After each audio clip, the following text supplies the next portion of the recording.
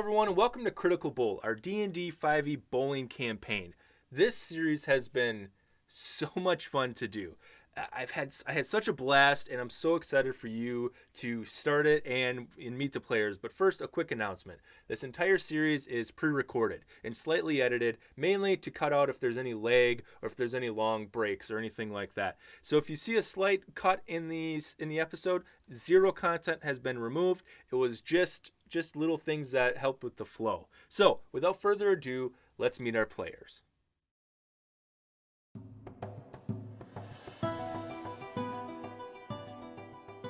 Lindsey playing Snix Sidle, the kobold rogue.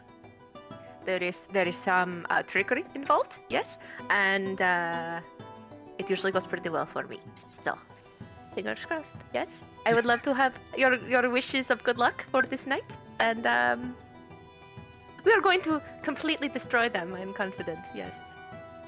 Big Beaz playing Lucius Sweet Feet McCullen, the tiefling bard. Baby girl. It's been a while, but my God, do you just look like the sun after a long night. Let me get the usual, and how about a drink? You and me, right now. Jared playing Grandmamma Rose, the rabbit folk arcane archer. Yes, for the bowling, yes. And it's just giggling to herself, giggling at everybody around. Very happy to be there. And Kari playing Teri, the turtle monk, and Kailyn playing Toni, the turtle sorcerer. Hey, remember that time when we had that big fight in that post office? Yes, of course I remember the post office fight. Yeah, you punched that dude so hard he forgot how to eat cereal or something. Yeah. He did, in fact, continue to try and stick stamps on people's foreheads after that. I never heard if he ever got that resolved. Hey, when are we going to the bowling? Oh, we're here!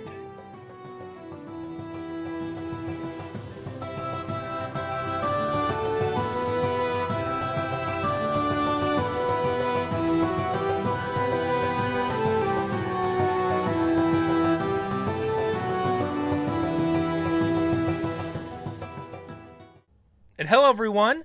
Welcome to the very first episode of Critical Bowl. Hi.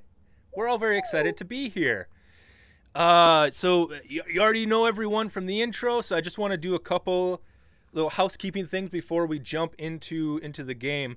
First and foremost, we have a couple house rules that we have, just so you're not confused if it happens. Number one, crit. If you crit on an attack, it's max damage plus a damage die. Okay, so if you're 1d10 plus 4 is your damage, you get that 14, plus you get to roll a d10 again. Now, enemies get to do that against you as well. So, I get to have a little fun with that as well. And the other rule that we use is the cleave rule. So if there's any splash over damage, if you do 10 damage to an enemy that has only 4 HP left, 6 damage splashes onto the nearest enemy. And that is just to speed up combat, because we don't want it to be too cumbersome. So other than that, we just let's get to the game.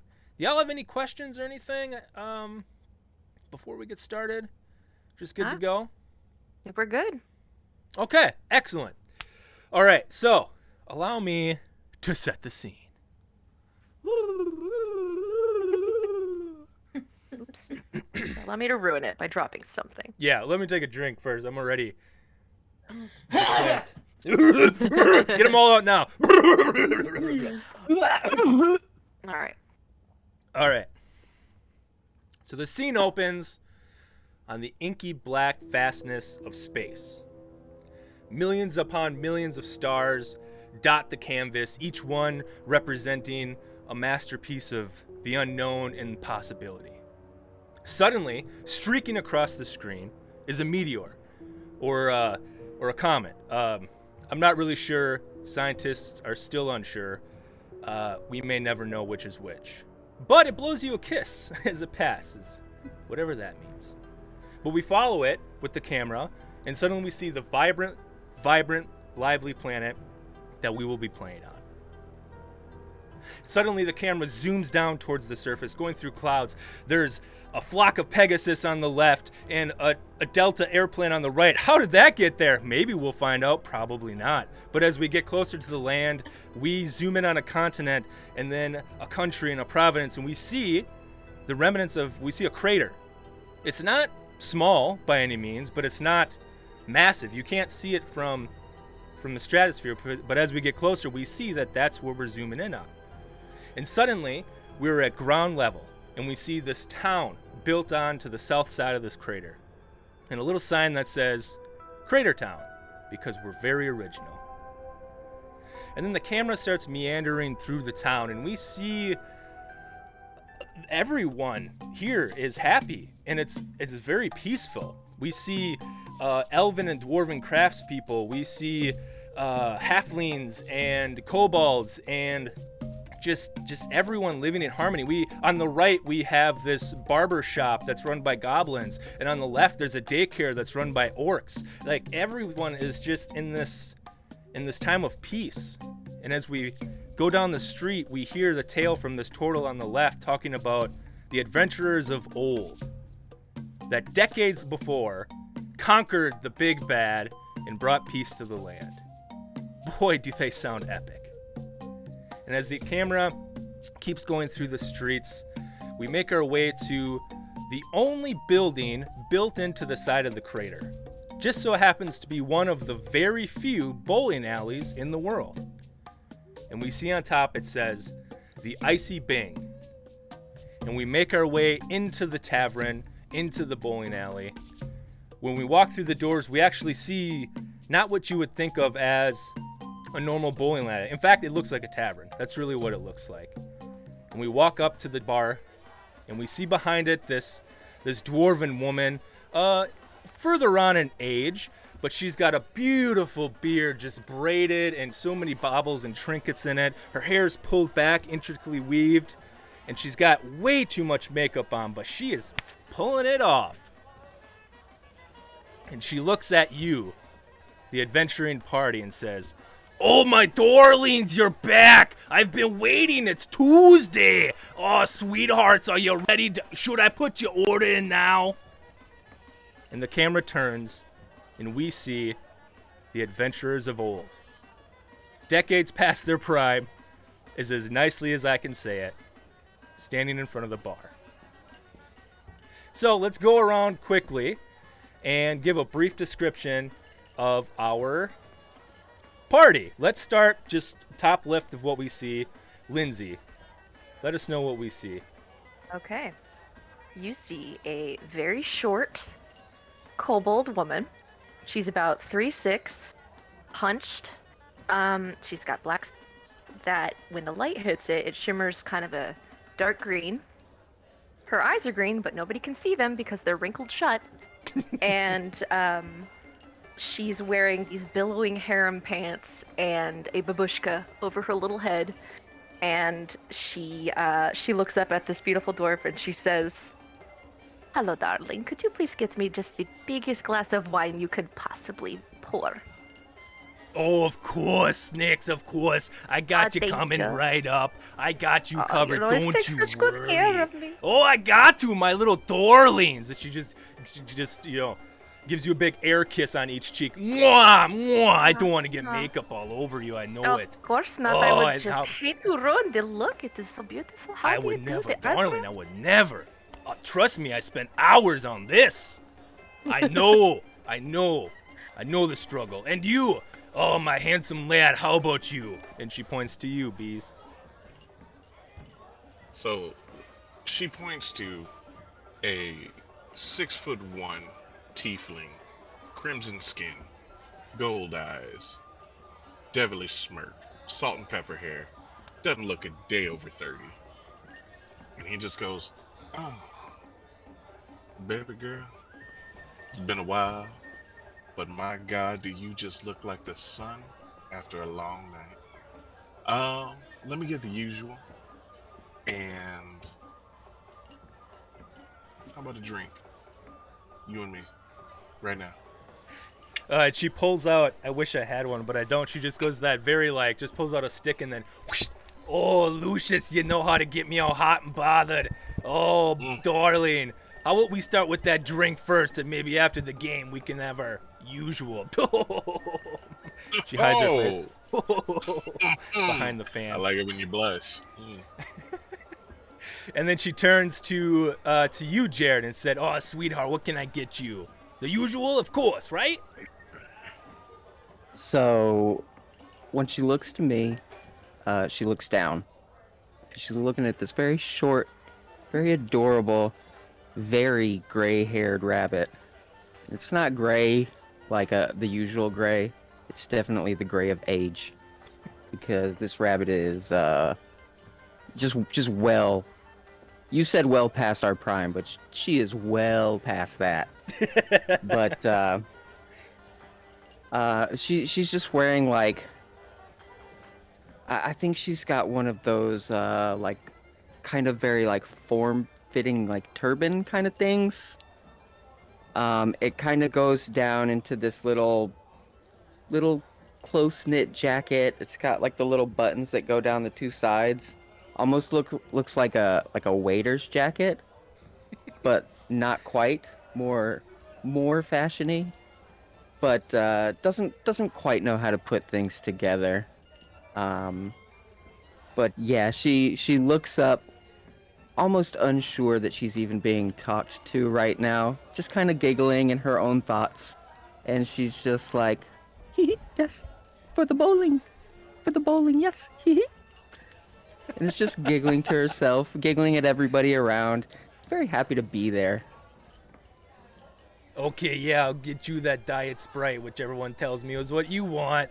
I'll get that going. Of course, last but not least, come on! And she's looking at you, Kari and Kailyn. And who do we see?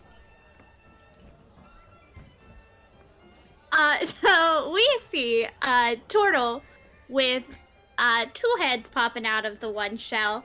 One who looks rather annoyed, a little bit.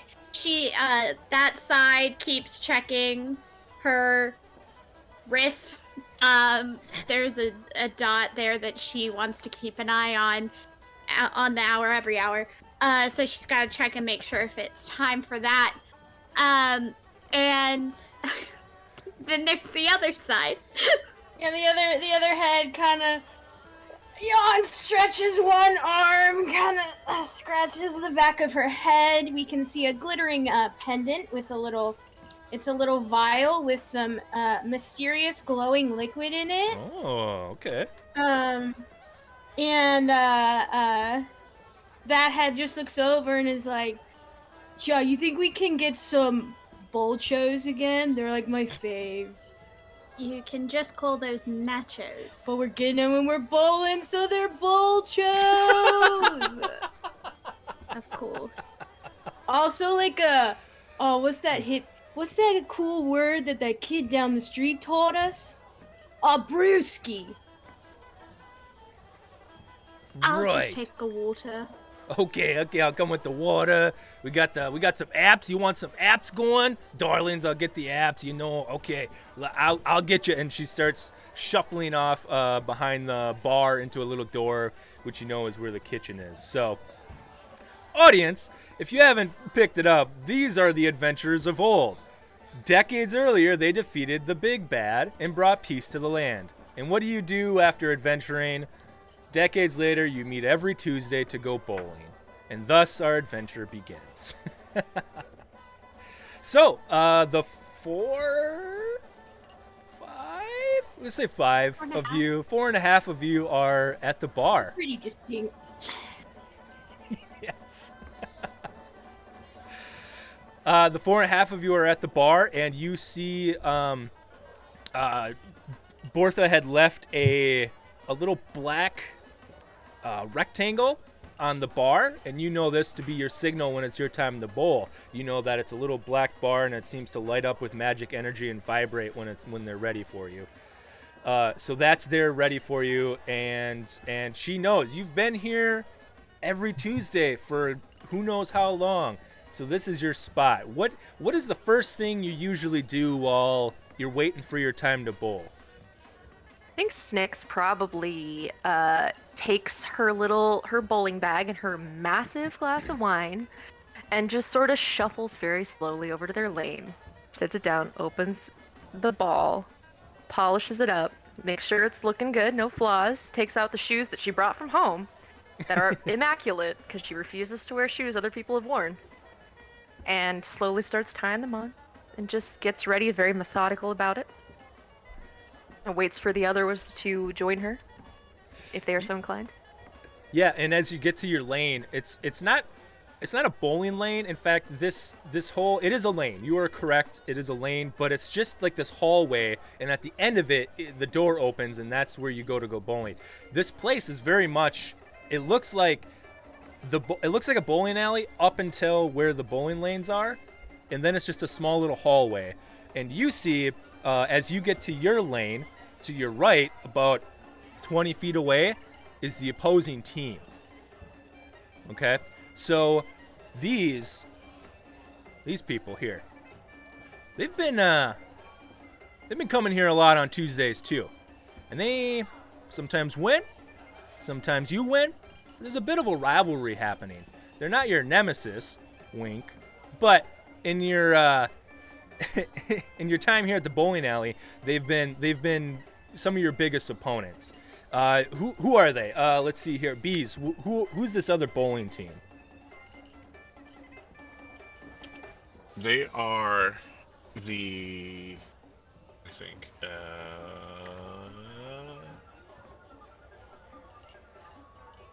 oh man, Silver Strikers. Silver Strikers. Solid.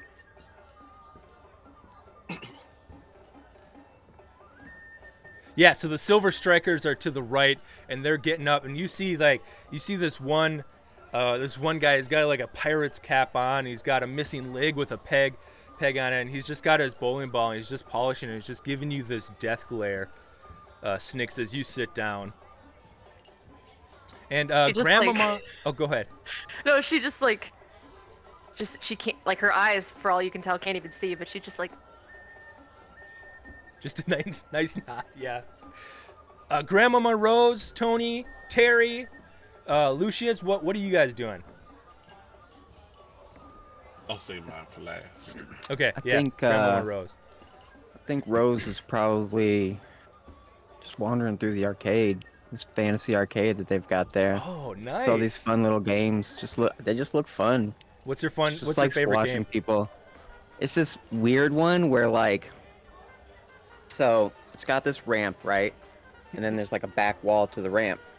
And like at the top of the back wall, there's like this circle up top. And you've got to like, they just have random like circular objects that fall through, like some polished rocks or something. You've got to try and like throw it through the hole. And like, there's always these like young kids there at that particular game. Mm-hmm. And like, some of them are just really good at it. And she just likes watching the stuff go through the hole. And then of course rolls right back down the ramp back to him. So she just get lost for hours over there just watching them play. I love it. Yeah, so there's a group of kids right now, probably the grandkids or something of the Silver Strikers, and they're just shooting, and they're just making it every single time. Toni, Teri, what are the two of you doing? I think, so Teri looks over and sees the grandkids of the Silver Strikers and just sighs heavily and goes, yeah, why won't our grandkids come with us? There's so many games for them to play. I figure you gotta let them be how they want to be. And Toni reaches her arm into their shell and pulls out their bowling shoes, and then just picks up her foot and starts putting the correct shoe on that foot. And it's just like, I mean, you gotta let them grow and like spread their wings or their arms or their claws or whatever, and let them go. And if they come back, they loved you or something. It would just be nice if we got a letter every once in a while. Hey, remember that time when we had that big fight in that post office? Yes. course I remember the post office fight. Yeah, you punched that dude so hard he like forgot how to eat cereal or something. Yeah. He did, in fact, continue to try and stick stamps on people's foreheads after that. I never heard if he ever got that resolved. Hey, when are we going to the bowling? Oh, we're here! I forgot. And they make their way over to their lane. Oh, that's Sit down with fantastic. Snix. Oh, and you sit down next to Snix and finish getting ready, and then we go over to Lucius. Is it Lucius or Lucius? It's Lucius. Lucius, Sweet Feet McCullen. What are you doing? Well, the moment Lucius comes to the bowling alley, he has to obviously make the rounds. Goes around from lane to lane, shaking hands with all the gentlemen, and blowing a kiss, a wink, and kissing on the hand of various female attendants. You see him every couple of lanes he visits and tables. He'll get a piece of paper and just smile, wink, and tuck it away, and then just keep going. He just makes a circle throughout until he comes back to the table. And by the time he comes back, he has he has 4 drinks and some appetizers and I'd say probably usually about 2 to 3 roses. And then he just sits everything down on the table, takes one of the roses, snips off the stem really short, shoves it behind his ear, and just kind of sits back, puts his shoes on, and then just motions to everyone else to enjoy pretty much everything because this is all stuff that was bought for him that he just brought to the table and set it out for everybody else, and just relaxes, looks over to the Silver Strikers, and does a finger gun to the captain of the team, and then looks at the other players and smiles, nods, and winks at 1 or 2 of the choice ones. And then after that, he just sits back and relaxes. It's okay, I can English, I promise. And grabs a couple fries and just waits for his turn. Nice. Very nice. Go ahead and just randomly, no reason. Just go ahead and give me a charisma check. Oh, of course. First roll of the game. Oh my gosh. Woohoo! Alright, I'm going to... Let's roll these dice. You know what? Since everybody else is rolling real people dice, I'm going to roll real people dice. So I don't know about everybody else, but in my head, the Silver Strikers are all gnomes. Yeah, they are now. They're all gnomes. All their hats they all have the pointy hats like you think of the gnomes at Okay. Like Ogo. guard gnomes. Okay, hold on. They've What got that about... little stripe like a bowling pin at the top. Oh, I love That it. is so good. Okay, what if the captain, though, was a Goliath? That is perfect. Wait, Alright, here we go. He wears all silver. See. Yes. Oh, I love it. Silver, they're the Okay, stripe. and what is my charisma modifier? Let's see. It's got to be something super low, so... oh, wait. Actually, hold on. I did not write that on my character sheet. Yeah, you got your magic item, right? Yeah. Yeah. Very nice. So that will kick in. If I can find Adam. Damn it. Oh, there it is. And in the meantime, while you're getting that, the Yes. captain of the Silver Strikers comes over again, this Goliath, and his 3 other teammates, these gnomes, follow in suit behind him. And you hear his big footsteps as he doof, doof. He walks over, puts his arms giant, just massive, right? Goliaths are pretty big to begin with. This one never stopped working out, and he's huge. And he just puts his giant fists on his sides, and he goes, "Well, look who it is. If it isn't and he looks back at the rest of his team, our seemingly rivals here at the Icy Bing. And the gnomes all behind him go, yeah, take him out. Yeah, let's go. Come on, take him out. And then this is the point in the video game where everything pauses so that you can enter in your team name for your bowling team. What is the name of your bowling team? I think we all agreed on the turkey farmers, right? The Turkey Farmers. I love it. All right, chat. Let's get some shirt designs going. We'll get some merch. The Turkey Farmers. It's the Turkey Farmers. You think you're gonna win today? I don't think so. I think I already forgot what the voice was, but it's evolving as we go. Yeah, Process. close enough. Gotta turn it a little. Gotta turn it a little street urchin. You know, it is what it is. Yeah. I gotta let you know, Silver Strikers, taking it down today. As in, we're gonna win. That's what we say. We taking it down as in you're going. We're gonna win. And the gnomes behind him. Yeah. Take him out. Let's go.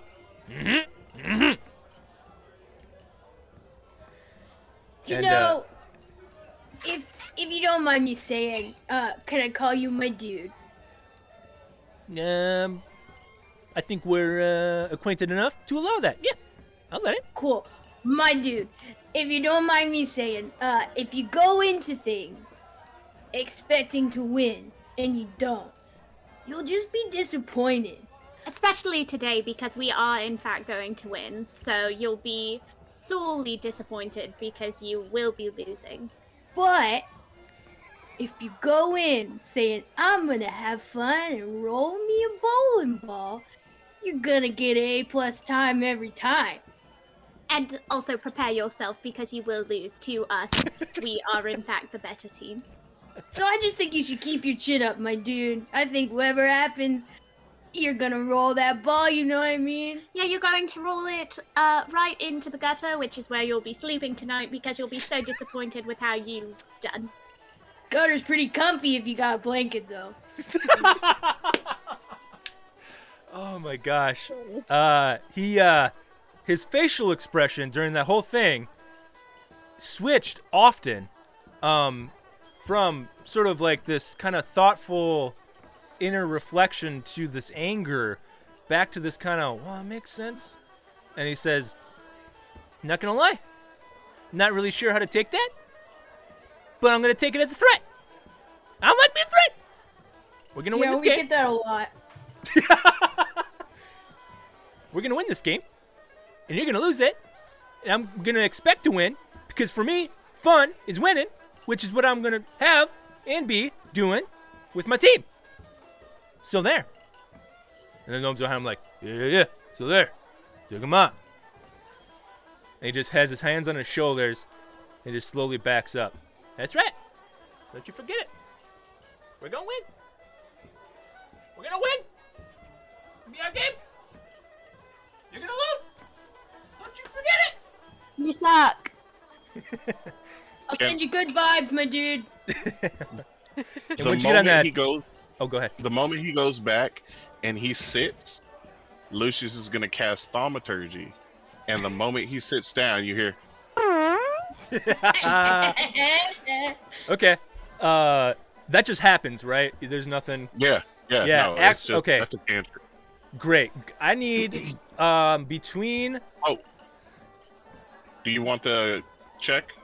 really quick, let's do this first, and then we'll get the results of Okay. your Good. from the check. I think Toni and Teri, either one of you or both of you, roll an intimidation at advantage.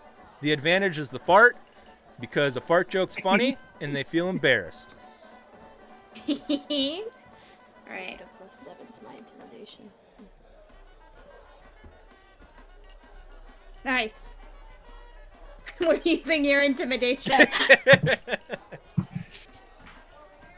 That's a dirty 20. Nice. Fantastic. All right, so with that, I will tell you this. At any point, I'll tell you when. How about that? I'll tell you when, but there's a point where you can get essentially inspiration, like disadvantage to the opposite team. Okay? So you have that one little disadvantage point. because they're intimidated and they're extremely embarrassed by that fart. Yeah. Yeah. Woo! Fart jokes always win. They do. They always do. At least for me. I'm a tooty little DM, and they make me giggle. All right. Lucius, what was that? What was the result of that roll? A beautiful 21. 21. Oh. Boy! Ooh, we got nice rolls. All right. I love it. Yeah, okay.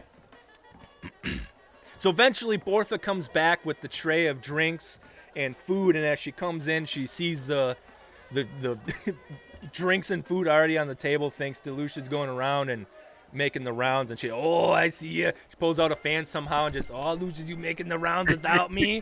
Come on, darling, you're supposed to wait for me.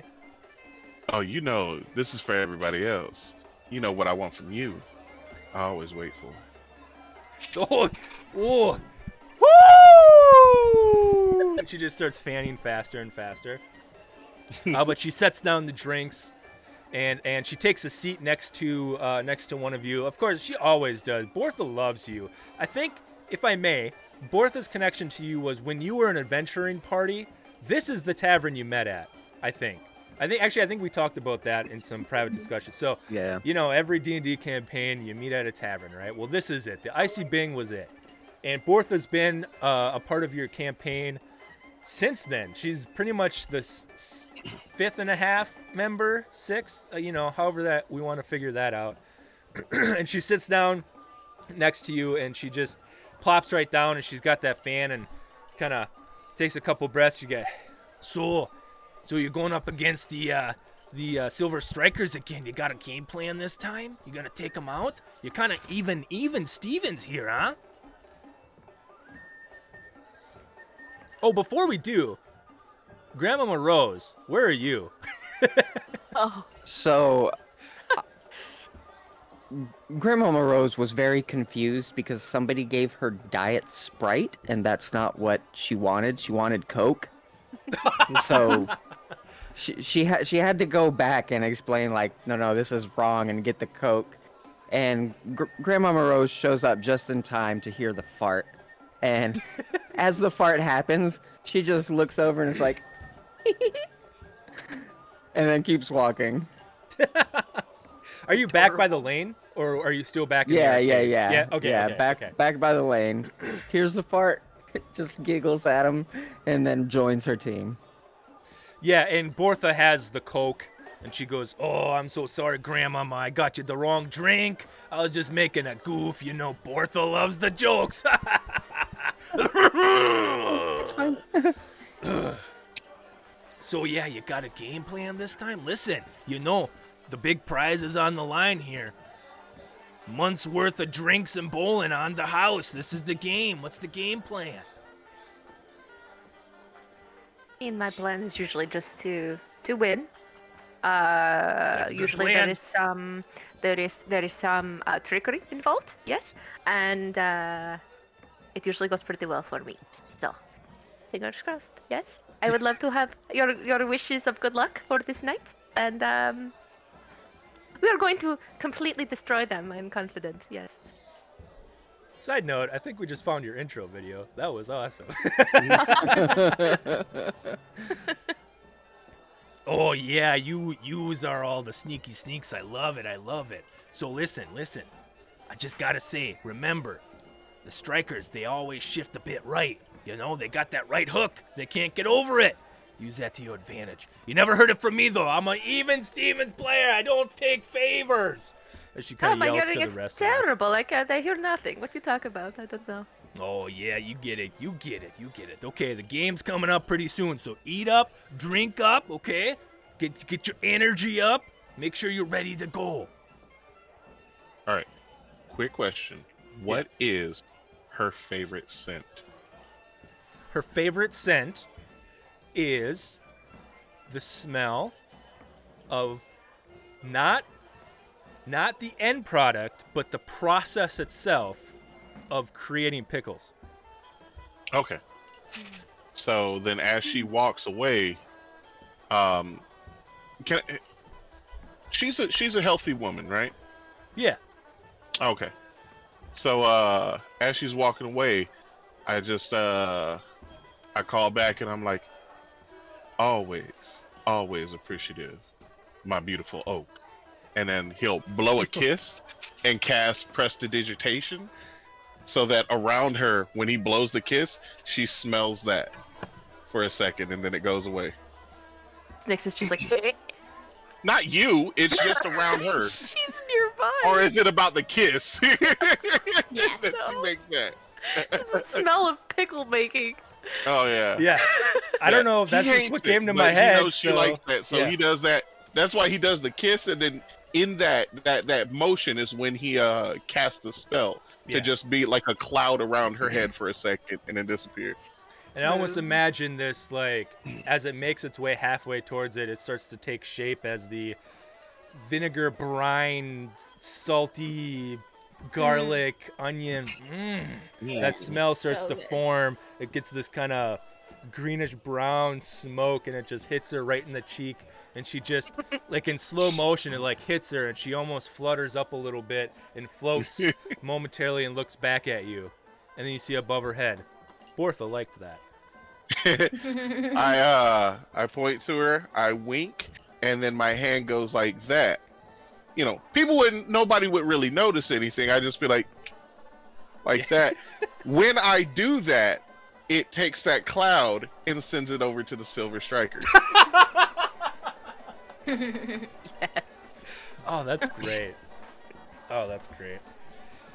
All right, so I'd imagine it's just a bit of small talk if we kind of fast forward a bit here, and eventually, as you're sitting there, your little black rectangle lights up with red arcane energy and vibrates, and you know that it's your turn. It's your turn to bowl.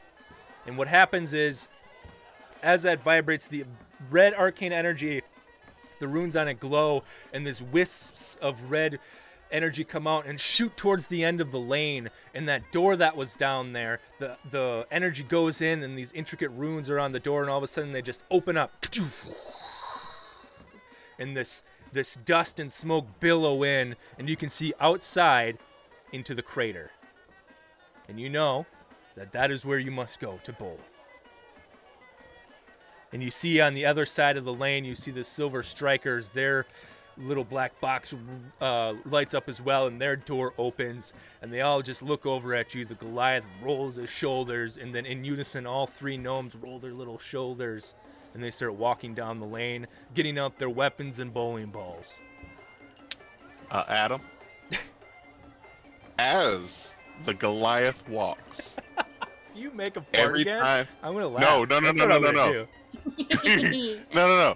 Every time he takes a step, you hear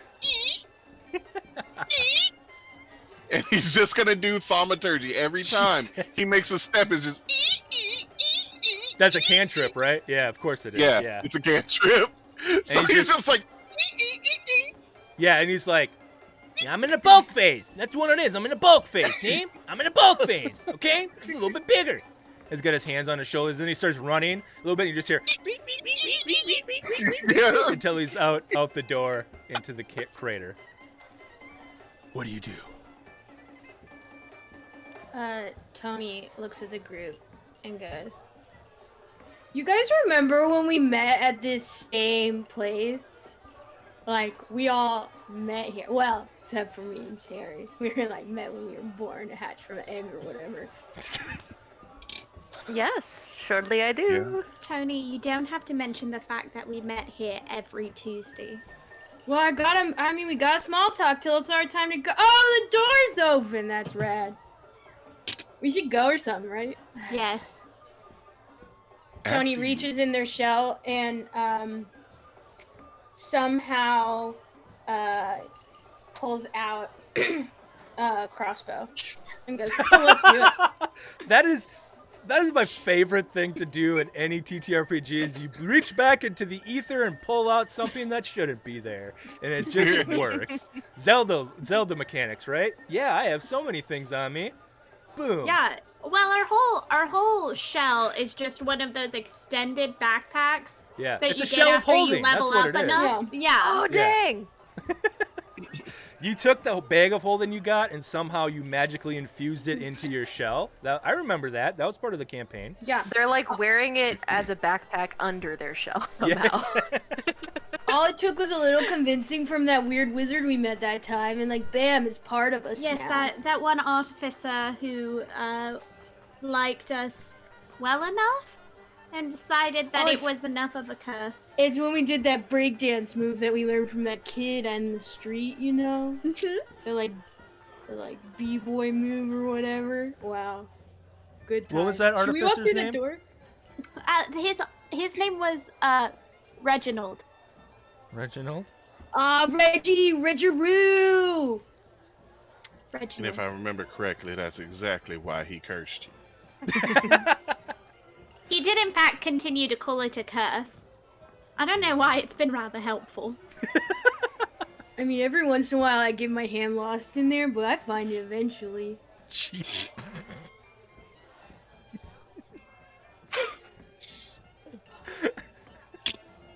I think Rose has just been going to town on the snacks. Yeah. Just like munchies for days. Like there's not a snack left. Lucius has to time himself. And every time she like stops to get a drink, those like 3 seconds, he'll reach in and grab some fries. And then other than that, he steers clear of her feeding frenzy. Oh yeah, before they leave, Toni totally picks up the bolchos and puts them in the shell. Just loose Yeah. bolchos. Okay. Shell nachos. While that's happening, the other half grabs one of the drinks that was brought, not the water that she ordered, but one of the drinks that was brought later for the table because she knows she doesn't have to pay for her own drinks when Lucius is around, so she just grabs that one. You got a system. You got to stick to it. True. Snix Cheaper. helps Rose. Come on, darling. We're going to do the bowling now. Let us put the snack, or just bring the snacks if you want. We must go. There's no snacks left. Oh, wow, you really put those away. Then know where you keep them. Let's go. Come on. Hold on to She my has arm. it. She has it timed.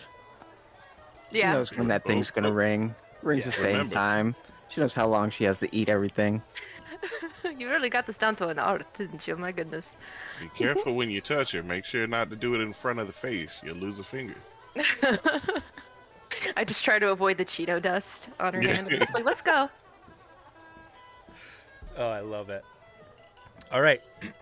So you make your way down the lane, and as you get towards the end, you see the wall. The whole edge of this building is the wall of the crater, and that door is built into the crater, and it's opened up. And as you walk through the doorway, you enter in again into the crater. And as you walk in, this blast of colder air. It's oddly cooler in here than it is in the rest of the town. It hits you, and you know this feeling. You've been here several times. Well, I don't even know how many times, but apparently every Tuesday for the last quote unquote several decades. So it's familiar, and I don't know if this affects you at all getting into this space.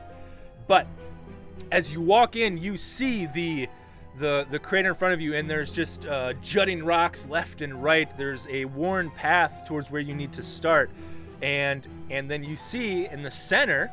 You're up on a ledge a little bit. You make your way up to the ledge. You can see a lot of the crater in the quote-unquote bowling lane, but it's really like a battle arena, really, because our bowling's going to be a little bit different. And in the center of this, you see 10 bowling pins. And on the other side of the crater, you see the Silver Strikers. And I need everyone to roll for initiative. All right, so with initiative rolled, here are the rules for how we're gonna bowl. I came up with it. I hope it works. This is the tutorial and also the test. So we will see if this works. I will say this is like base level, just tutorial. These are the mechanics for baseline bowling. So basically, what you see in the center of this crater, is 10 bowling pins. Those are the pins, right? As I mentioned we had some obviously session 0 talk and like talking in our Discord channel and stuff. Feel free to have a lot of fun with how you attack these bowling pins with your bowling ball right? It can be kind of anything. I'm really excited on what this looks like. But the goal is both teams, the goal is to get more points than the other. And by doing that, you are going to attack the 10 pins that has 300 HP. So at the end of the bowling game, whoever has the most points wins. That's how we're going to do it. So every time you damage the bowling pins, the damage that you do gets added onto your total. Now, does that make sense? Pretty straightforward, pretty simple. That's kind of the best way I could think about it, to do it with D&D and not have it be kind of weird and boring, because it gets more exciting later after a tutorial. So one thing, though, that we need to one thing to think about is the other players are also attacking the pins. They might also attack you, because one strategy is to just kill the other team before they can get more points. So that's one strategy. So there is also that. Your main goal, this is a basic battle with the addition of attacking the pins and getting more points than the other team. Does that make sense? Yeah? Any confusion there? Yeah? Good. Okay. And we'll see if it works on this. I hope it. I just kind of came up with that at work and wrote it down on a napkin, and I tried to read my notes, so hopefully I was right. So, all right. So with initiative rolled, you see that there's these pylons throughout the crater, this stadium, and they're red, and then they flash green, and you hear this to indicate that the game has begun. And you see across the crater is a very general term. I should probably think about how far away they are. They are 50 feet away as they burst from their platform towards the center of the crater where the pins are, which is about 30 feet from you. Now, first up is Rose. What do you do? On deck is Toni and Teri. Teri and Toni. So, Rose immediately is not even paying attention to the pins. She immediately is looking straight at the other team. And you've got... I'm going to cast Hunter's Mark on the Goliath. Okay. And I'm going to use one of my I guess spell arrows from my Arcane Archer class. And the weird thing is that when everybody else entered the arena, they all had their weapons with them, and Rose was just kind of standing there with nothing. And so what you see is she goes like she's got a bow in her hand, aims it at the Goliath, and the second she starts to pull back, her bow appears in her hand and just shoots at him. This is your magical item. This is my magical item that I can Rad. Did we name it? You called it the Ether Bow, I think. Ether bow? Ether bow? Ether bow? Ether Sure. bow. Ether bow. I Yeah. love it. I'm so One of those. creative. Super cool. All right. Excellent. You draw back and you shoot at the Goliath. Go ahead and roll your attack. All right, let's see. Actually, I can't do that this turn because they're both bonus actions. So I guess I'll just shoot him. I'll cast Hunter's Mark and then shoot him. Wait, hold on a second. What else is the bonus action? So it's Hunter's Mark, and then the other one is called Brute Bane Arrow. Which is a spell, but it's a bonus action sorry. as well. I thought you meant just like shooting your bow. I was like, wait, no, man, that's your thing. That's the cool thing. Yeah. All right, yeah. So you just attack normally without the magic arrow? Yes. Yeah. Which still appears, it's just a regular sort of energy arrow that you have, your normal one. So yeah, go ahead and roll attack. Okay, let's see. That is going... Ooh, yikes. That's a 13 to hit. That does not hit. So as you pull back your energy arrow, you release it, and you see this Goliath just kadoosh, kadoosh, kadoosh, and then he sees this arrow flying from 60 feet away, and you just hear, nah, I ain't gonna do it. And he just dodges as he keeps running, and he pulls out his massive weapon, But next up is Toni and Well, Teri. what he Teri- doesn't know is that I get 2 attacks. You get 2 attacks. All right. Yeah. I didn't know that either. Catch me before I So go to the next person.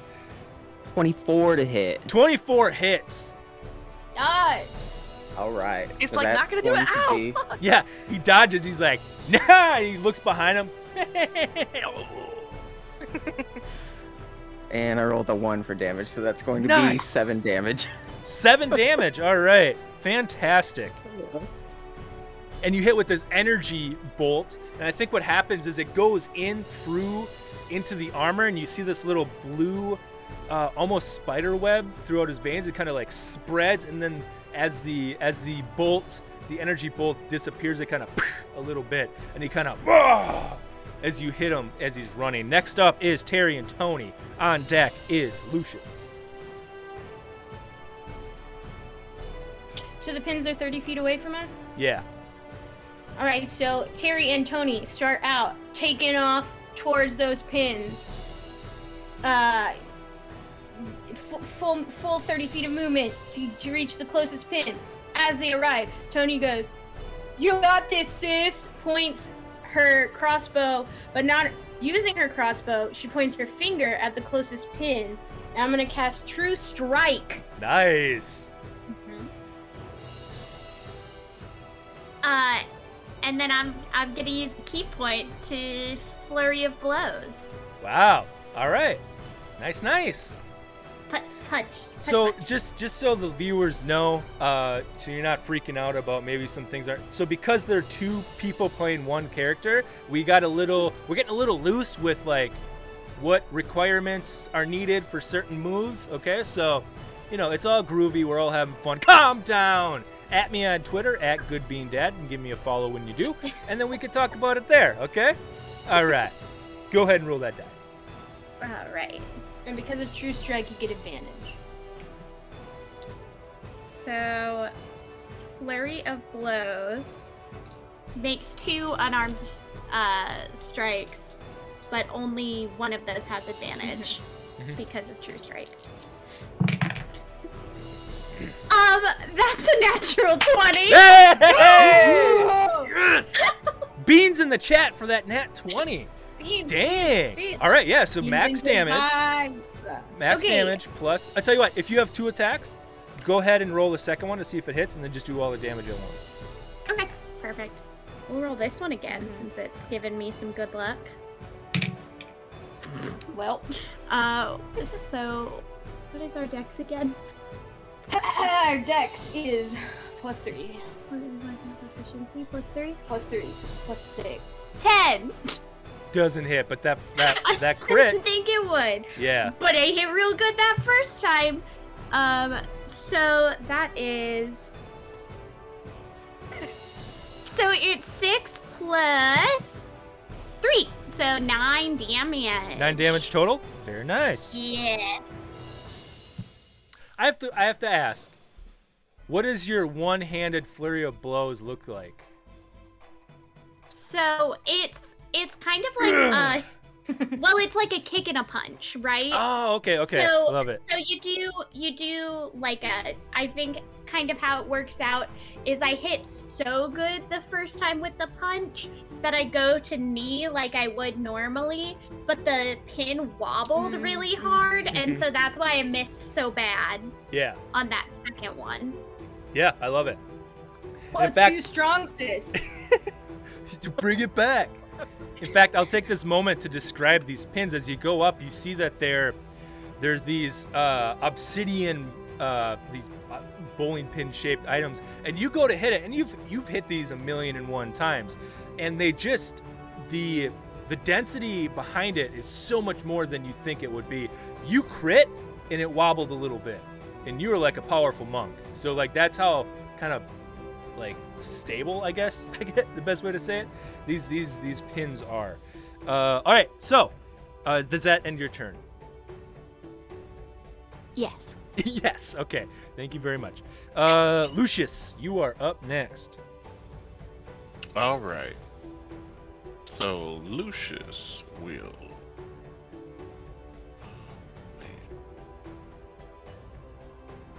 Because I don't think Lucius has any real attacks. So I wasn't playing. I didn't build him around attacking. All right. So what Lucius is going to do is he is going to. Let me see. Is that just verbal? Yes, it is just verbal. All right. So Lucius is gonna walk up, look at the pins.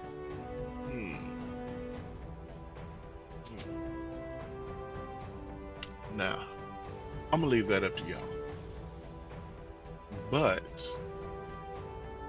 hey, Tiny, and he's gonna call to the Goliath. Hey, do me a favor. Why don't you sit this one out? And he's gonna cast blindness, deafness on him. Nice. Wow. Does he have to make a save for it at all? Let me try. You can blind or deafen a foe. Choose one creature that you can see within range to make a Constitution saving throw. All right, I'll go ahead and make that right And now. the DC is 16. 16 con save. Okay, he got an 18, so he did pass. Is there anything, any misses or anything?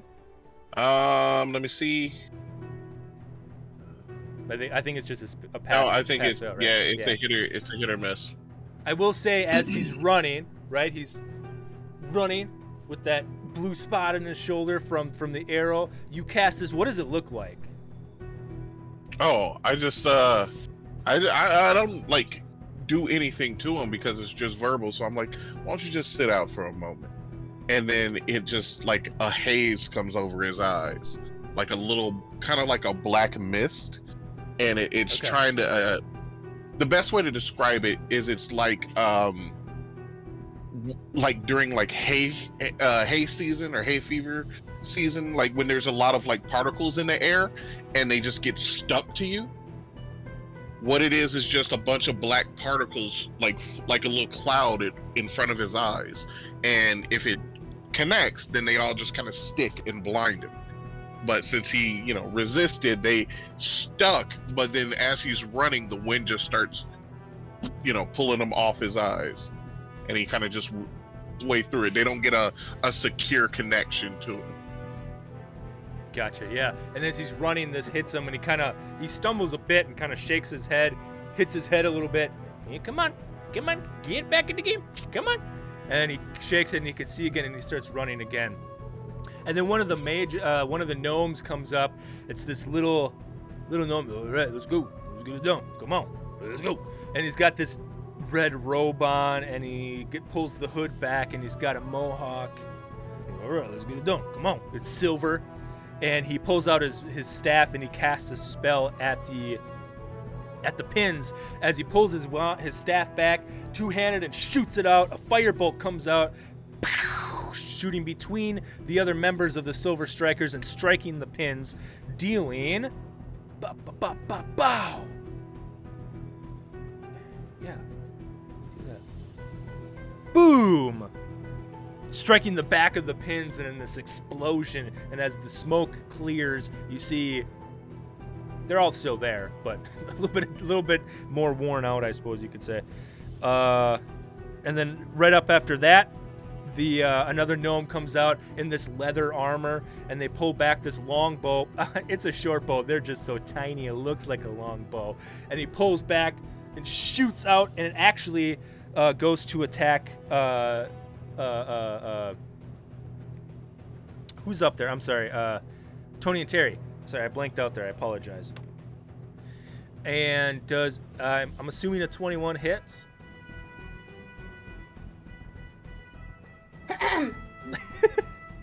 Yes. Yes.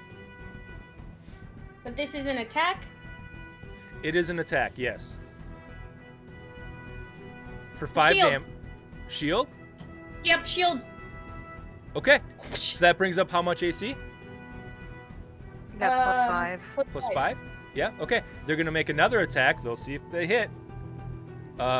Doesn't do it. So both these, you see 2 arrows in succession as this as this archer gnome pulls out and just shoots him back, and just in the nick of time, whoever casts the shield, the arrows come in and just, I think it'd be really cool if you see it come into your shield, it goes halfway through and then bounces, that's the word, ricochets, there we go, boom, away from the shield, missing you completely.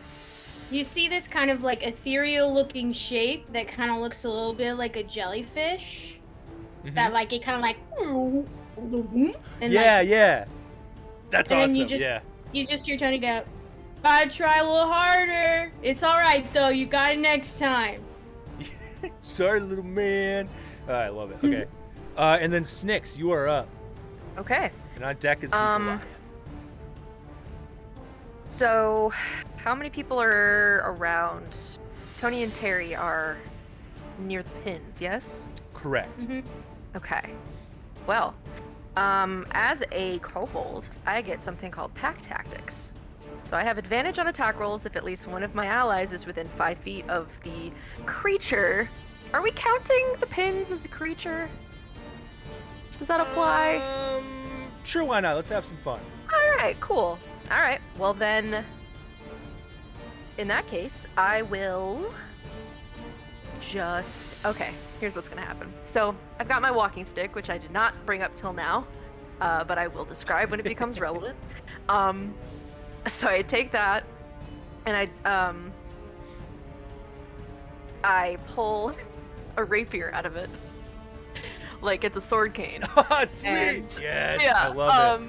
Yes. So she pulls that out and she starts running for the pins. And she's gonna skid on up there and take a smack at him with the rapier. Which seems really silly, but I'm gonna do it. And that is gonna be a 21. That hits. Roll your damage. Yeah. Okay. That's a whole D8. Nice. 5. 5 plus damage. All right. Oh, five. plus. 10 total. 10 total. Beans. Now that's a hit. All right. And then, hold on one sec. Yeah. I have so many bonus actions I could do. Now, the walking stick that we discussed, Adam. Yes. Is to use that as an action, I'm assuming? That's a little bonus action. Why not? Oh, okay. So she's gonna go ahead and tap that on the ground and try to give it a use. And I don't know how you want me to do that. Go ahead and roll a D7 flat or D20 flat. Okay. That's a 17. Okay, it works. Cool. Okay, Snix goes invisible. Boom. Boom. All right, does that end your turn? That's it. All right, so the Goliath is up next, and he's been running this whole time, and he finally gets up to the melee by the pins, and he just goes up in the air and smashes down with this massive warhammer that he has. And he misses on the first one. He slams down, and he was just way off. He's still kind of got something in his eye, and I get dust in my eye, and he just slams like 3 feet to the left of the pins. He looks around and is really embarrassed as he takes another swing at it, and this time it hits, smashing right into the sides of the pin. In fact, 2 of the pins actually move quite a bit because his damage was fairly significant. All right, and then the final gnome has been barreling behind the Goliath because it's this gnome that now that they're in their full battle gear, you see this small little gnome with a bunch of armor on. This little knight is kind of clink, clink, clink, clink, clink, clink, clink. Come on, get it, come on, let's go, come on, get it. As he comes running up, he's got one shield in one hand and a sword in the other, and he just takes a stab at the pins. They seem to be focusing the pins today. So I'm using the D&D Beyond Encounter Builder, and it's very nice, except whenever I switch to a different creature, it just crashes, so I have to reload it all the time. But that's okay, because I'm having fun, and it's a great time. And he smashes in. Does not have that. That's very nice. Oh, he does. Nice. He smashes into the pins, doing another great hit. And then he's gonna recoil around and take a swipe at you, Snix. You're right up in the melee now, correct? I'm invisible. You're invisible. Never mind. He doesn't see you at all. It's No, Toni he and Teri doesn't. that he sees. In that case, I will re-roll that natural 20 I got as he swipes instead at Teri and Toni. Does a you still have shield up because it's still until your next turn. So a 21 doesn't hit, does it? No, it does not. Oh, yeah. He swings his sword into your jellyfish bubble and just boom, boof, and ricochets off. Next up, Rose. Top of the order with Grandmamma, Rose, and Teri and Toni, you are on deck. The first round has been complete. Okay. So, I think I'm going to use a bonus action to infuse one of my arrows as a Brute Bane arrow this time. And I'm going to do it using a 3rd level spell slot. Whoa. And I'm going to take a shot with that at the Goliath. Okay. Go ahead and roll an attack. Oh my goodness. It doesn't hit. It was a 2. That doesn't hit, I'm sorry. But you have multi-attack, correct? Yep. And so the second attack is also not very good. That's a 15. A 15 does hit. That hits. Okay. Go ahead and roll your Alrighty damage. then. Let's see. That's going to be. I rolled a 1, so I'm gonna re-roll that because of my piercer feat. Okay. So that's a 5 and a 3. So that's 8 plus. Oops, over here somewhere. Plus. That seems wrong. Plus 5. So 13. 13 does not hit. No, 13 damage. 13 damage. Oh my gosh, I'm sorry. I lost my brain for a second. All right, yeah. What does this magic arrow look like? Well, so that one was just the regular arrow. Like Oh, the okay, first okay. The first one that the missed the way was- the way it reads, it says you charge an arrow Okay. with magic. So Yeah, okay.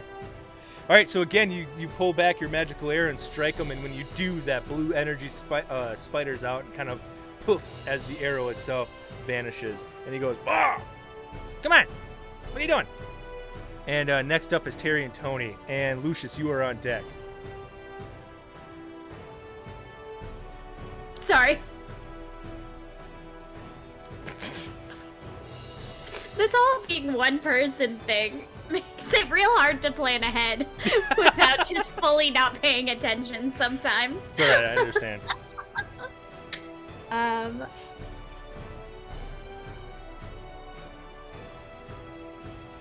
Are you gonna take the action again? I thought we switched. Oh right, I'm taking the action this time. We'll I'm get there. gonna- We'll get a flow. I'm gonna hit it. I'm gonna punch it. The pins? Yeah, All right, go for it. because nobody's hurting us. We're too good for them. So that's 19 for the first one, Yep. and I get extra attack, so Also, isn't it plus your... oh yeah. Plus 19 hits. Yeah. Golly, Teri! The second one doesn't. Okay. It's 2 on the die. All right, yeah, probably the not. one doesn't hit. All right, so roll your damage for that one hit. Mm-hmm. Which, nice. I forgot to add my dex modifier to the last time I rolled damage, so I won't forget this time. Okay. Which is 6, 9 damage. Nice. You go punching on these pins, getting some points in, and then Toni. I'm gonna I'm gonna spend one of my sorcery points Okay. to use Quicken Spell, which means I can use a spell that's normally an action as a bonus action. And I'm going to look at the other team's leader, Big Boy. Okay. Big boy. And I'm gonna say, Tiny, I think is what we've been calling him. I'm gonna say, my dude, feeling a little chilly out here, know what I mean? I'm gonna cast Frostbite, Okay. and so he needs to make a Constitution saving throw. All right. 16. Yeah, Tony just goes, maybe not that cold, my dude, never mind. Does he take half You just- damage or something, or? Cantrip. No, it's a cantrip. Oh, it's a cantrip. Okay. He goes, I don't know. Seems kind of warm. I'm getting warmed up. Get my cast accent. Feel pretty good. Let's talk about. He like slams his chest. Just massive fist. Boo, boo. Damn you. Feels pretty good. Is that See, in your told turn? you, fun old time, my dude. You know, yeah, you're right. I'm having a great time out here. I'm having a blast. It's great. Kind of got like this Jay Leno kind of thing. I don't know. It's kind of. That's me the Goliath. Jay Leno the Goliath. Cars, right? I love them. Beautiful. All right. If Now that is ends our your turn. okay, Lucius, you're up next, and the mage is on Okay. deck. Quick question. For all the enemies, our rival team, I should say, Mm-hmm. they're all kind of faced. If I understand this correctly, we both came up kind of side by side, and both rushed towards the pins and kind of met up in the middle. Yeah. Correct. Okay. So then what I want to do is I am going to look at that. I am going to grab, I'm going to reach in my pockets, be like, wait a minute. Hold on. I'm really tired of this. There it is. Beautiful. And he's going to pull out a case, a wooden case. Okay. Shiny, just smooth, beautiful. And he's gonna open it up. He's gonna pull out this little, it looks like a really long cigarette. Okay. And he's going to close the case, put it back, put it in his mouth, light it up, and go, I think y'all might wanna focus on this. And he's gonna blow out the smoke and cast hypnotic pattern Okay. in front of the pins in an angle that faces the other team. Sure. So okay. our guys, because it's just facing, I think, let me double check. That weaves. Oh no, okay. Oh dang. Okay, so then never mind, because no, it just affects a cube, and anyone who sees that cube is caught by it.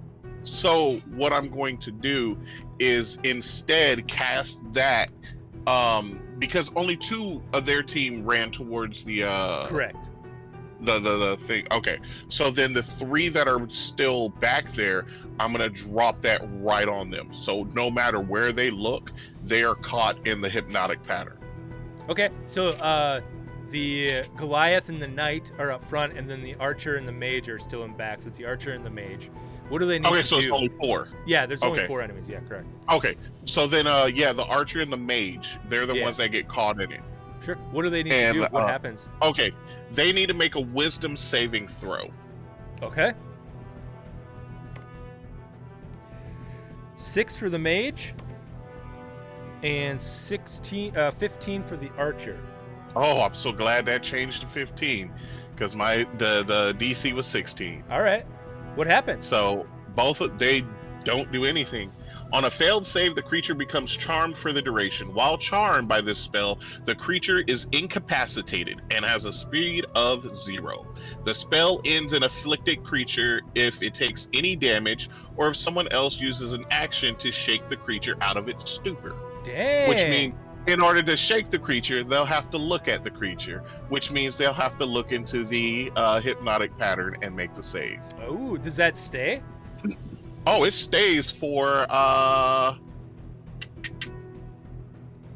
concentration up to a minute. So I got 10 turns of this. Yeah. Dang. All right. As I cast it, I'll yell out Zulu. And we've all been together and fought and done all this stuff before. So everyone in my party knows Zulu means do not look towards me. Because it means hypnotic pattern. So they know just don't look around. Just focus on what you're doing. Don't look around. But then as I call out Zulu, I'm like, ooh, Tiny, looks like your boys need some help. And that'll be the end of my turn. Okay, nice. Well, the mage and archer were up next, and they are donezo right now. So Snix, you're up. Right. Well, avoiding looking at the hypnotic pattern, I'm just gonna have Toni and Teri haven't moved, have they? They're still there. Okay. I'm gonna just walk about 10 feet away on the other side of them, so that I don't catch them in this radius. And Okay. I love it. Thank Yeah. you. Don't appreciate. And I'm gonna cast Arms of Hadar on the pins. Okay. What is that? Well, that, my good sir, I will tell you in a second. It is the spell that I have. Can you tell I'm trying to get to it on my phone? You invoke the power of Hadar, the dark hunger. Tendrils of dark energy erupt from you and batter all creatures within 10 feet of you. Each creature in that area must make a strength save. On a failed save, a target takes 2d6 necrotic damage and cannot take reactions until its next turn. Not that the pins had reactions, but I'll take the damage. Okay. And you know what? So- I would say this would include the knight and the Goliath as well. Okay, 10 so foot those boys are radius, gonna have right? So strength yeah. saves. strength saves all around.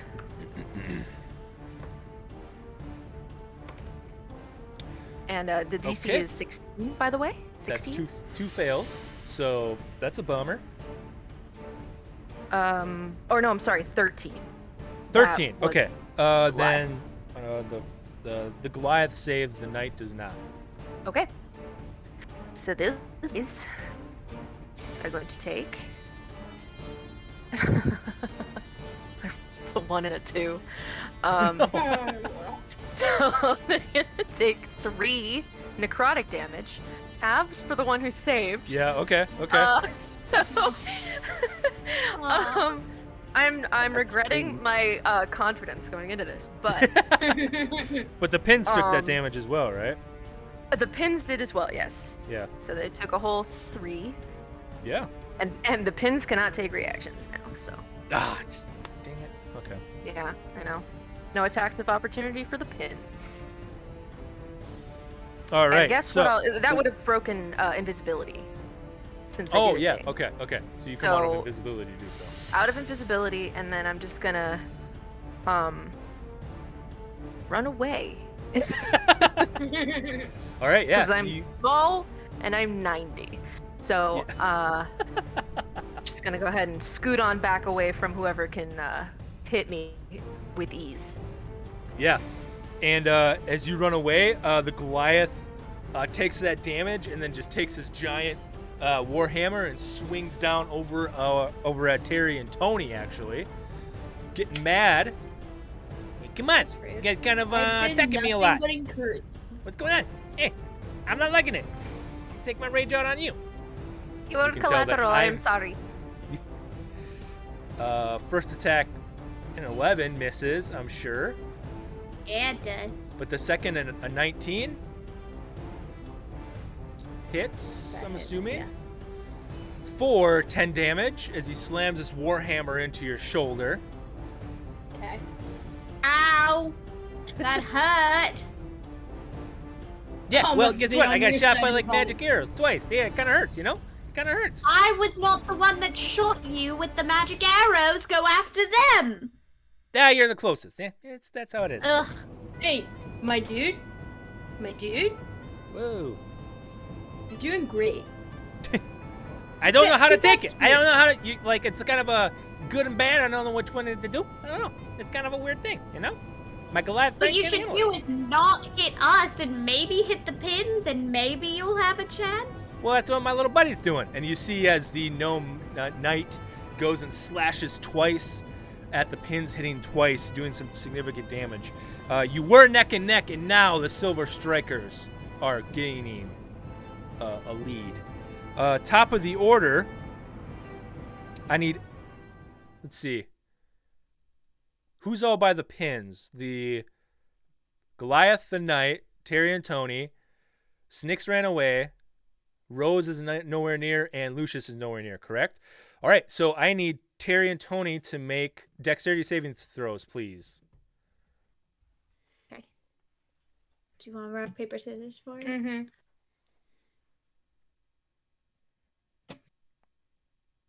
Perfect.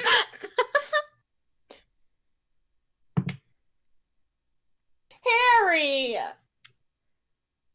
That's an 8. An 8. Oh, beans. Okay.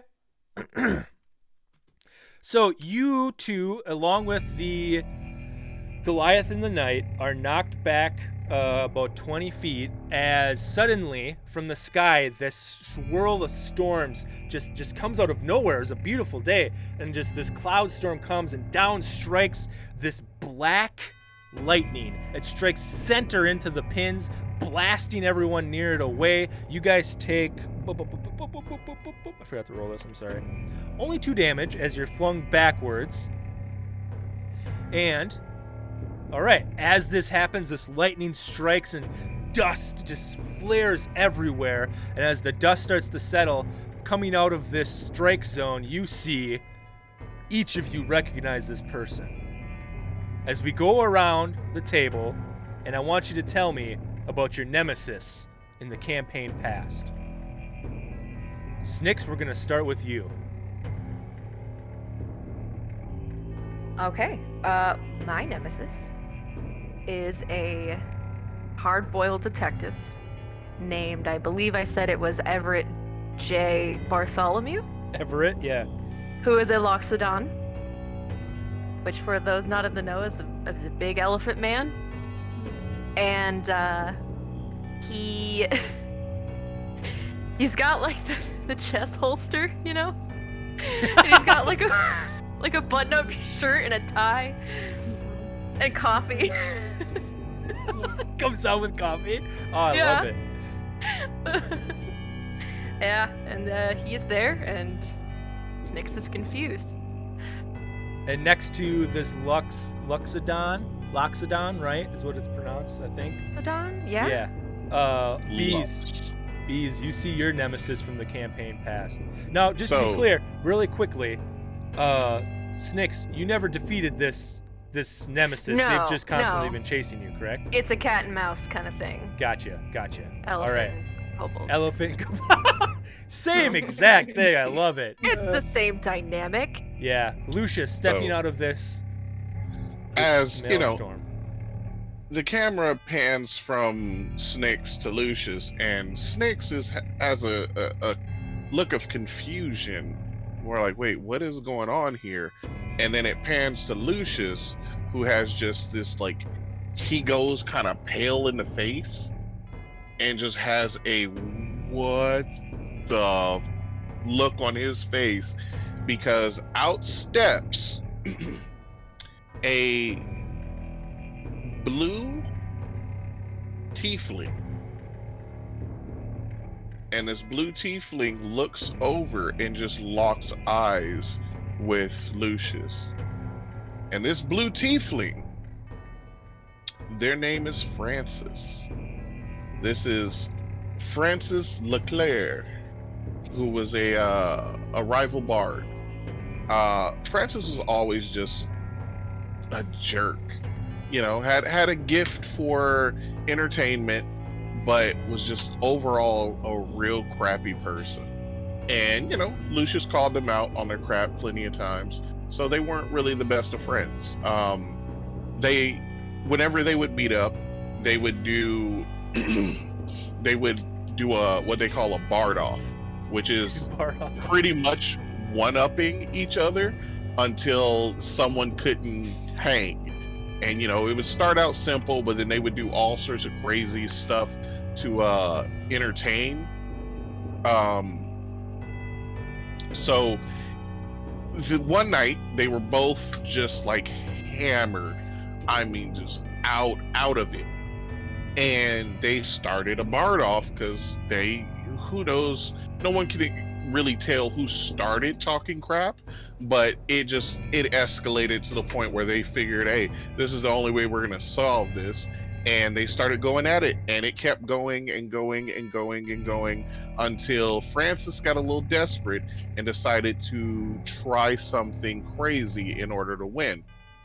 So Francis stacked 3 barrels, like large barrels, had someone help him put a chair on top of it, and then Francis climbed all the way up there, turned themselves kind of leaning back against the chair, balancing upside down with a blindfold on, and started to play a violin and sing. And Lucius is like, okay, well, I can't do that. Yep, nope, you win. And went to like say something, went to congratulate them or throw in the towel, and Francis loses their, wobbles a little too much because they were drunk, loses their balance, and everything falls.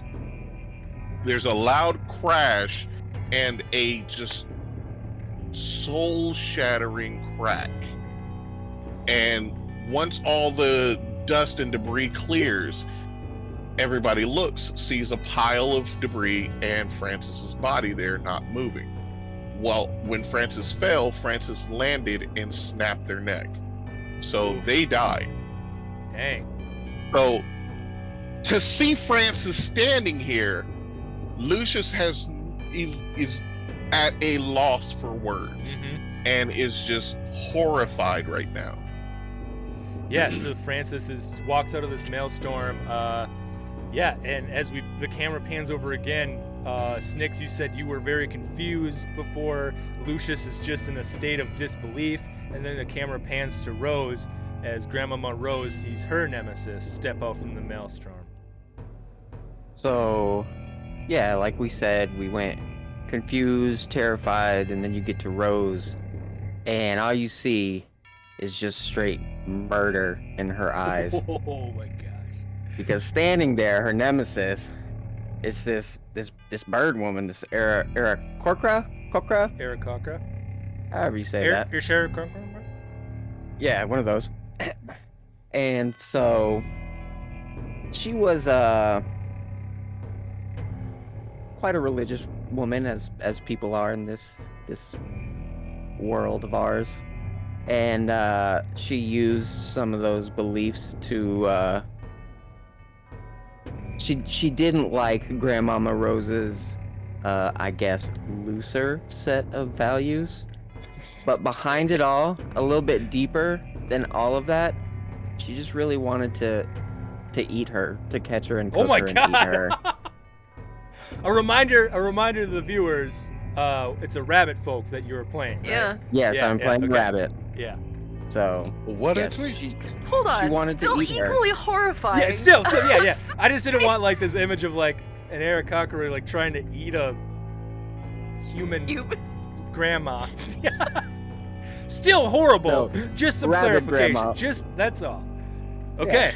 Yeah. And so they had a final confrontation at one point. Oh God. Where it was just like this a gluttony in the eyes of, and her name was Cheryl.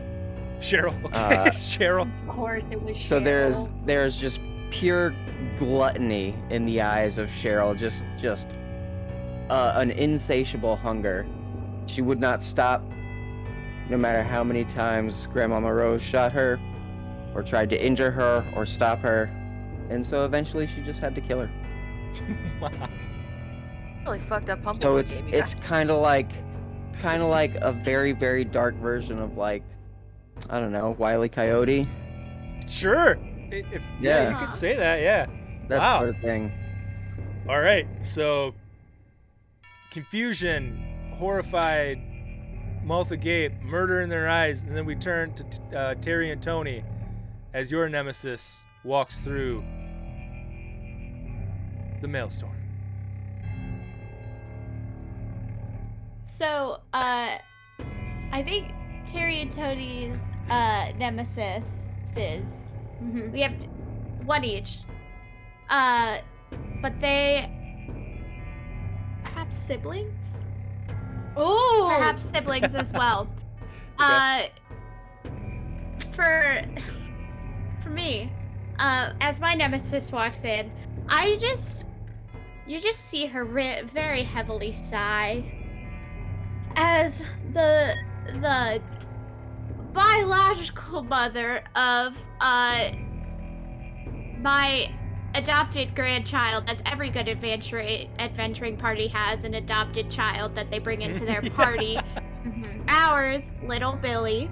Little Billy. Now is William, of course. He goes by William They now. grow up so fast. They do grow up so fast. So William's mother walks through. She always called it kidnapping. We never called it kidnapping because little Billy wanted to come with us. It was really running away. God. And so William has always been my son since then. But this lady, Linda, just keeps coming through and trying to get her, Linda is just trying to tell me that I kidnapped her son all those years ago and now he won't talk to her anymore. But that's not my fault. Wow. Okay. And then Toni. beside Linda Rathbone, Rathbone. uh, God. is her older brother, Hampton Rathbone III. Because you see, the Rathbone siblings are descendants of a long line of adventuring party. Very by the book, your typical adventurer who starts out in the town, gets the training, goes out, fights the beasts, comes back with the gold, buys a mansion, trains their kids the same way, yada yada, the whole shebang. And he's rich and he's stuck up, and the camera pans to Toni, who this entire time has been super chill and just kind of like surveying everything, like having a chill time, good vibe, eyes laser focused on Hampton. And you see for the first time you see her jaw clench. And you see her beady little turtle eyes zero right in on him. And I think we hear it go. Yo, Hammy, my dude, why you messing the vibe and crashing the party, my dude? And Hampton, humans, correct? The Oh, yes. Rathbones, yeah. They both come out and they're both very they're fancy adventuring gear, just golded armor, gilded to the T's. They're rich, and Hamilton goes, "Oh, Linda and my sisters, those the hooligans that kidnapped your son? Is that them there?" And Linda goes, "Why, yes, brother. It seems that our deal that we made has come through. I think it's time that we take out our revenge on these two. What say the rest of you?" And then you see Francis kind of got a little bit of a kink, and he goes, "Yeah, listen, I got a little bit of a bone to pick with that one over there. You see, I kind of think I want a rematch. You see." And then the Aarakocra, Cheryl kind of cocks up. "That's right. I'm kind of hungry. I gotta get me some of that rabbit." And then the Luxodon, the what was his name, Everett, he kind of comes over and goes, "Well, I gotta tell you what. We got a job to do, and we gotta do it first. But these these veteran party, if they happen to expire in the process, well, that's just a bonus. Let's get started. And then Bark it up the field. You're ruining the game. and at that Hey, the Cranston. You said you had a bone to pick with me? Would it possibly be a neck bone? And he's gonna cast hideous laughter. No, vicious mockery. okay, yeah, go ahead. Yeah. Oh, they have to make a wisdom saving throw. Oh, okay. All right. Ba-ba-ba-ba-ba. All right, so I'm scared of it. that vicious mockery comes through and does a 26 save. Let me check the numbers. Does it take any Maybe, yeah, damage at all? Half damage or Just anything? barely. No. It's No, a just cantrip. nothing? So no. Yeah, and I think at this, it just bounces off this insult as the 5 of them quickly go into a circle and they start chanting, and that energy, that storm above as they're chanting intensifies, and all of a sudden they all put their hands up in the air and they come crashing down, and as they do, that dark lightning energy crashes into the floor yet again, right on the pins, and on the floor, on the ground around the 5 of them, this intricate rune circle appears, and all of a sudden those black pins that you've been playing with them for years, right? They suddenly have this red, almost fire on the inside of them that glows and almost explodes as they start on fire. And then the 5 of them turn to all of you, because the Silver Strikers are still in this, and they all turn and say, "It's time for a rematch." Someone says that. I forgot who I was talking about. But now, we're going to take a quick break. So we'll be Okay. right back.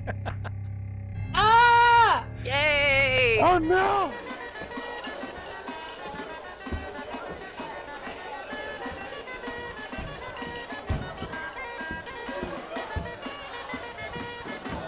Yeah, for monkey. points. Key points. Monkey! Ha ha ha ha ha No, I'm a turtle.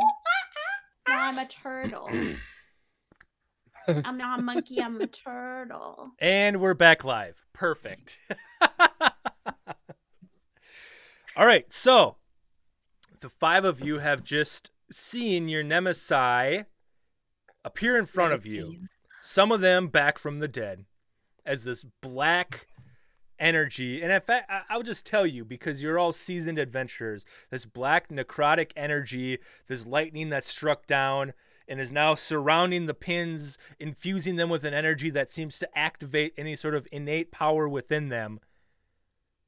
This power that you've never seen these pins do before, by the way. You've been here for a very long time, but something's familiar. Something seems a little familiar about this situation. Right off the top of your head, you can't quite pin it, but you're distracted as... Didn't mean that one. Didn't mean it, but here we are.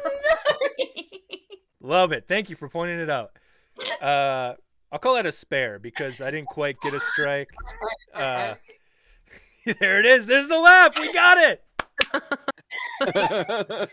We did it. Oh no. We're fine. Okay. Because you're distracted as this team, this third bowling team enters the battle and immediately starts attacking. So I rolled initiative for everyone, and they're inserted into the initiative. But Rose, ding ding dong, you're still first. But Everett is up after you. So go ahead, Rose. What do you do? So, in the previous couple rounds, Rose had a playful murder in her eyes. Still smiling, still having a good playful time. murder, not a real murder. Yeah. No, it's But more now- unsettling, actually. This time, all giggle, all smile. It's all gone. It's just serious murder this time. And so she immediately whips that bow right around to Cheryl. And I'm gonna use Hey, how you doing? Her beak's just... You coming to play again? So I'm gonna use targeting, which is an ability I have that as a bonus action, I can focus on a target, and until the start of my next turn, I get advantage on ranged attacks.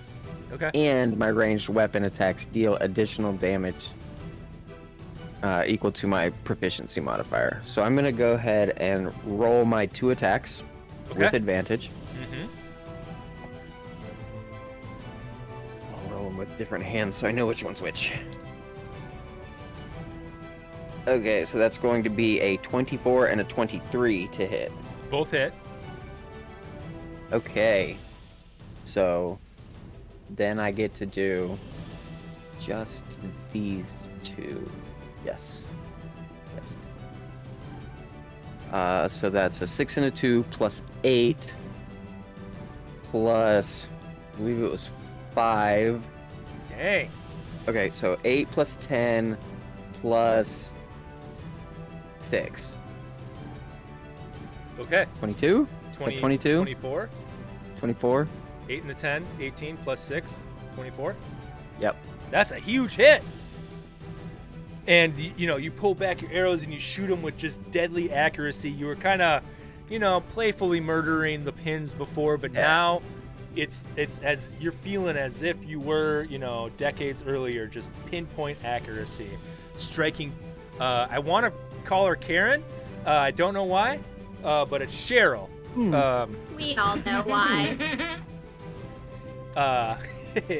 And you strike her just kind of like she's got this plate mail on, and you strike her in, and again, as these bolts go in, they kind of spiderweb and explode, and she kind of, oh, they ain't gonna get me now. That's nothing. Let's go. She kind of pecks at you. And then next in the order is Everett. Everett, he had those side holsters you had said, Snix, right? And as I just imagine they're just look so tiny on him because he's just this giant kind of elephant man. So yeah, he does that exactly like you said. And what he actually pulls out are out of almost anything. He pulls out 2 handles and then just 2 ethereal blades come out. You know that he's he's kind of on the same maybe roguish level that you are. And as he does, he charges actually at the Goliath and takes a couple swipes at him as he says, "Why don't we go ahead and get some of these peons out of the way?" And he takes some swipes at the Goliath, and he takes 2 attacks. Both hit. While you're rolling that, Adam, Yeah, a brief question. sure. I know that they are apparently super ultra strong and powerful and stuff, but have any of them looked at the hypnotics pattern? Oh, I would assume multiple of them have, since they look towards Rose, Snix, and myself. you were on the other side though, right? Facing away. Yeah. Like, Well, so if they looked at you, they wouldn't have looked at the hypnotic. only if they were back there by the pins, because Right, they landed right on the pins. Your field of vision opens up the further out you look. Yeah. So that's why I yelled out Zulu, so nobody, like, if they heard some commotion back there, my team wouldn't look back like what's going on, looking Sure. at me, and still catch that hypnotic pattern out of the peripheral. Yeah, for sure. So yeah. I don't know exactly how that, because that's what I'm saying, because we're relatively close to one another, right? The 2 teams? Yeah, within a 60-foot range for sure. What I'll do Yeah. is I'll just roll a d20. I'll do a wisdom check for them to see if they pass or not. Does that seem Okay. fair for each person that comes in? Yeah. Sounds good. And I mean, I we'll assume just- some of them wouldn't look like the ones that, like the 2 that are going after the Turtle Twins. Mhm. I assume they wouldn't have even bothered looking at us, because their quarry is right there, so they Yeah. probably wouldn't have noticed it. But Yeah, I anyone will like say- looking at us would have. Yeah, I will say Everett will have to make a save for it because he's going after the Goliath, and that's kind of behind him is everything happening. So Yep. he got a dirty 20. Yeah. So I'm assuming he's not affected by it? No, you know what? I'm gonna let him pass. I'm not Okay, I'm not thank you gonna so much. affect- Oh, thank you. Yeah. All right, so Something tells me ba-da-ba-ba-ba. Okay.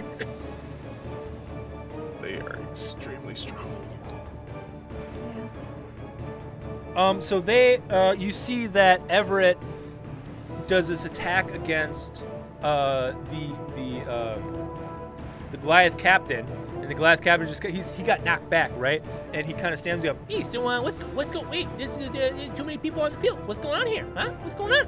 And just as Everett comes in with just both of these swords at once, and just slashes into the Goliath, and he takes a massive hit. Here's the thing. We all know, of course we all know, you've been playing this game for a long time.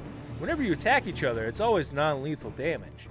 Because afterwards, it's like rugby. You get hurt a little bit and you go have a drink. Yeah, well, a little bit, that's where Rose comes in, right? Just that little bit. And you go have a drink at the bar with Bortha afterwards as you get bandaged up. Instantly you know that is off the table because the Goliath bandit just basically collapses down onto the floor after this one hit. Not dead, but very, very hurt, pretty much in one strike. Is he at or below 0? Not yet. He is still breathing. I'd say he kind of he falls down to his knees after one hit. More taken back, but he's bloodied for sure, to say the least. And next up is Lucius. Lucius is going. No, I'm sorry. I lied. I skipped you. Teri and Toni. Teri. I'm sorry. Yeah. Teri and Toni. I'm sorry. Teri and Toni, you are up. And Thought we re-rolled initiative and I forgot. no, that's my fault. I'm sorry. That was my No. one mistake for the whole campaign. Only one. That's it. No more allowed. Start the counter now, kids. So my action, your bonus action?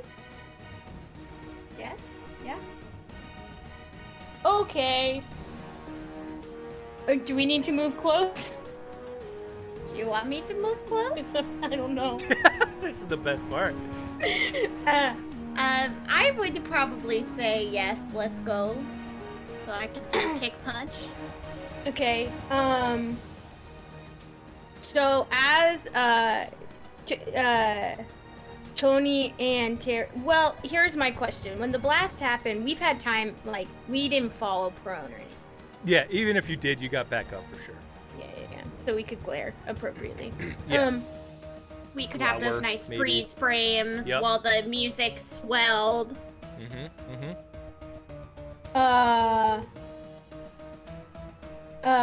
Toni looks over at Teri and goes, which one you going after? Who do you think? Cool. Toni is gonna cast Tasha's Mind Whip at Linda. Okay. So What I is need that? Linda to make an intelligence saving throw. Okay. Intelligence. 24? Oh my gosh!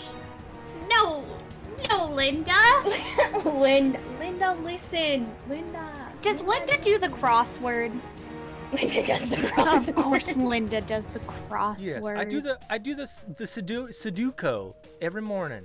Oh, you don't even know how to say Sudoku correctly. It's Sudoku, actually. See, where I come Sudoku. from, the higher society, it's Sudoku. Oh, I. I don't know how they Well- say it in the gutter, which is where you're gonna sleep tonight. High five, well- Hampton. Well, They do Linda a very still dainty does. high five. They Linda touch fingers. Gross. I Linda does still. So Toni, with a little less chutzpah than she thought she would, she just goes, "You're gonna die today, Linda." And so Linda on a save takes half damage, Okay. half 3d6 psychic damage. Whoa, nice. So let me roll that right quick. nice. So that's 9 halved. Okay. And nothing else happens, because I guess Linda has a strong mind or whatever. Or whatever. And she just goes, Hampton, it seems I have a slight headache here. Can we just finish this? My accent for Linda changes all the time. I gotta nail that down. It's kind of going for. That's the thing about the Rathbones is they're Yeah. Their accent pretenders. changes Yeah. based off of who they're with. It's so annoying. They just Freaking want to be the Nice. best, so they just join. It's mimicking. It's really what they are. Yes, Professional that's mimickers. what they do. They do. It's just mimic. And yet still, like, Hampton's never tried to sound like me, and I kind of find that offensive, honestly. Well, that's because Toni, no one can match your spunk.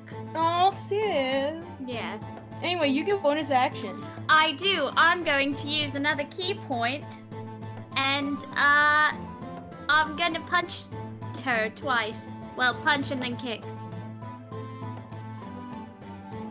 Okay. The first one is What is our plus? That's your dex and Dex and proficiency? proficiency. So that's plus 6. So 19. So 19 for the That first hits. one. Yeah. That one hits. Nice. And then a natural 20. Hey! Nice. Okay. face. So I punch her in the gut so she doubles over and then just across Yeah. the head. So I'll roll damage for that first one. And what did we figure out you add to it? Dex. So that's 9 for the first non-crit. Okay. And then for the second crit, it is 9 plus 1. 10. No, Okay. plus, don't you do Oh, wait. dex? No, just for that crit extra is just the damage die. Yeah. Oh, okay, never mind. Yeah, Excuse so me. you're I at- don't know what I'm talking about. Is it 20 total or 19? It would be 19 total. 19? Okay. Yeah, just go ahead and just you described it right as this like this punch in the Yeah. gut and then a shit and she oh my word and Hampton do something the hooligans as she feigns a bit and she's got just like a little trickle of blood. No one makes me bleed my own blood, she says in a different accent. As People make you bleed other people's blood? I think you gotta get that checked out and, That doesn't sound healthy. And then so Hampton goes, oh sister, no, and whips back his hand, and as he does, he produces this whip of thorns and slashes at the two of you, and that's just the melee spell attack. Okay, and that is 16. no! No, it misses. All right. He whips way above you and just, I'm so distracted, sister. But misses his attack. So, nice. All right. So he misses. Lucius, now you are up and Linda is on deck. All right. So, with this,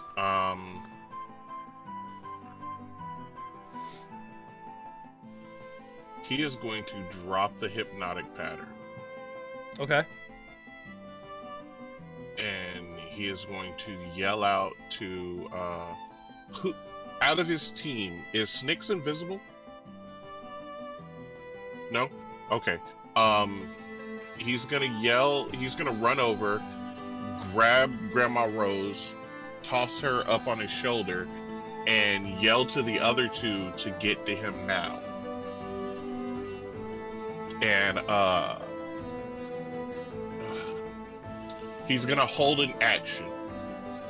He's Okay. gonna hold a spell for when the Turtle Twins get away from the others. Like once they start making it back towards him, he's gonna cast a spell to help them out. Okay.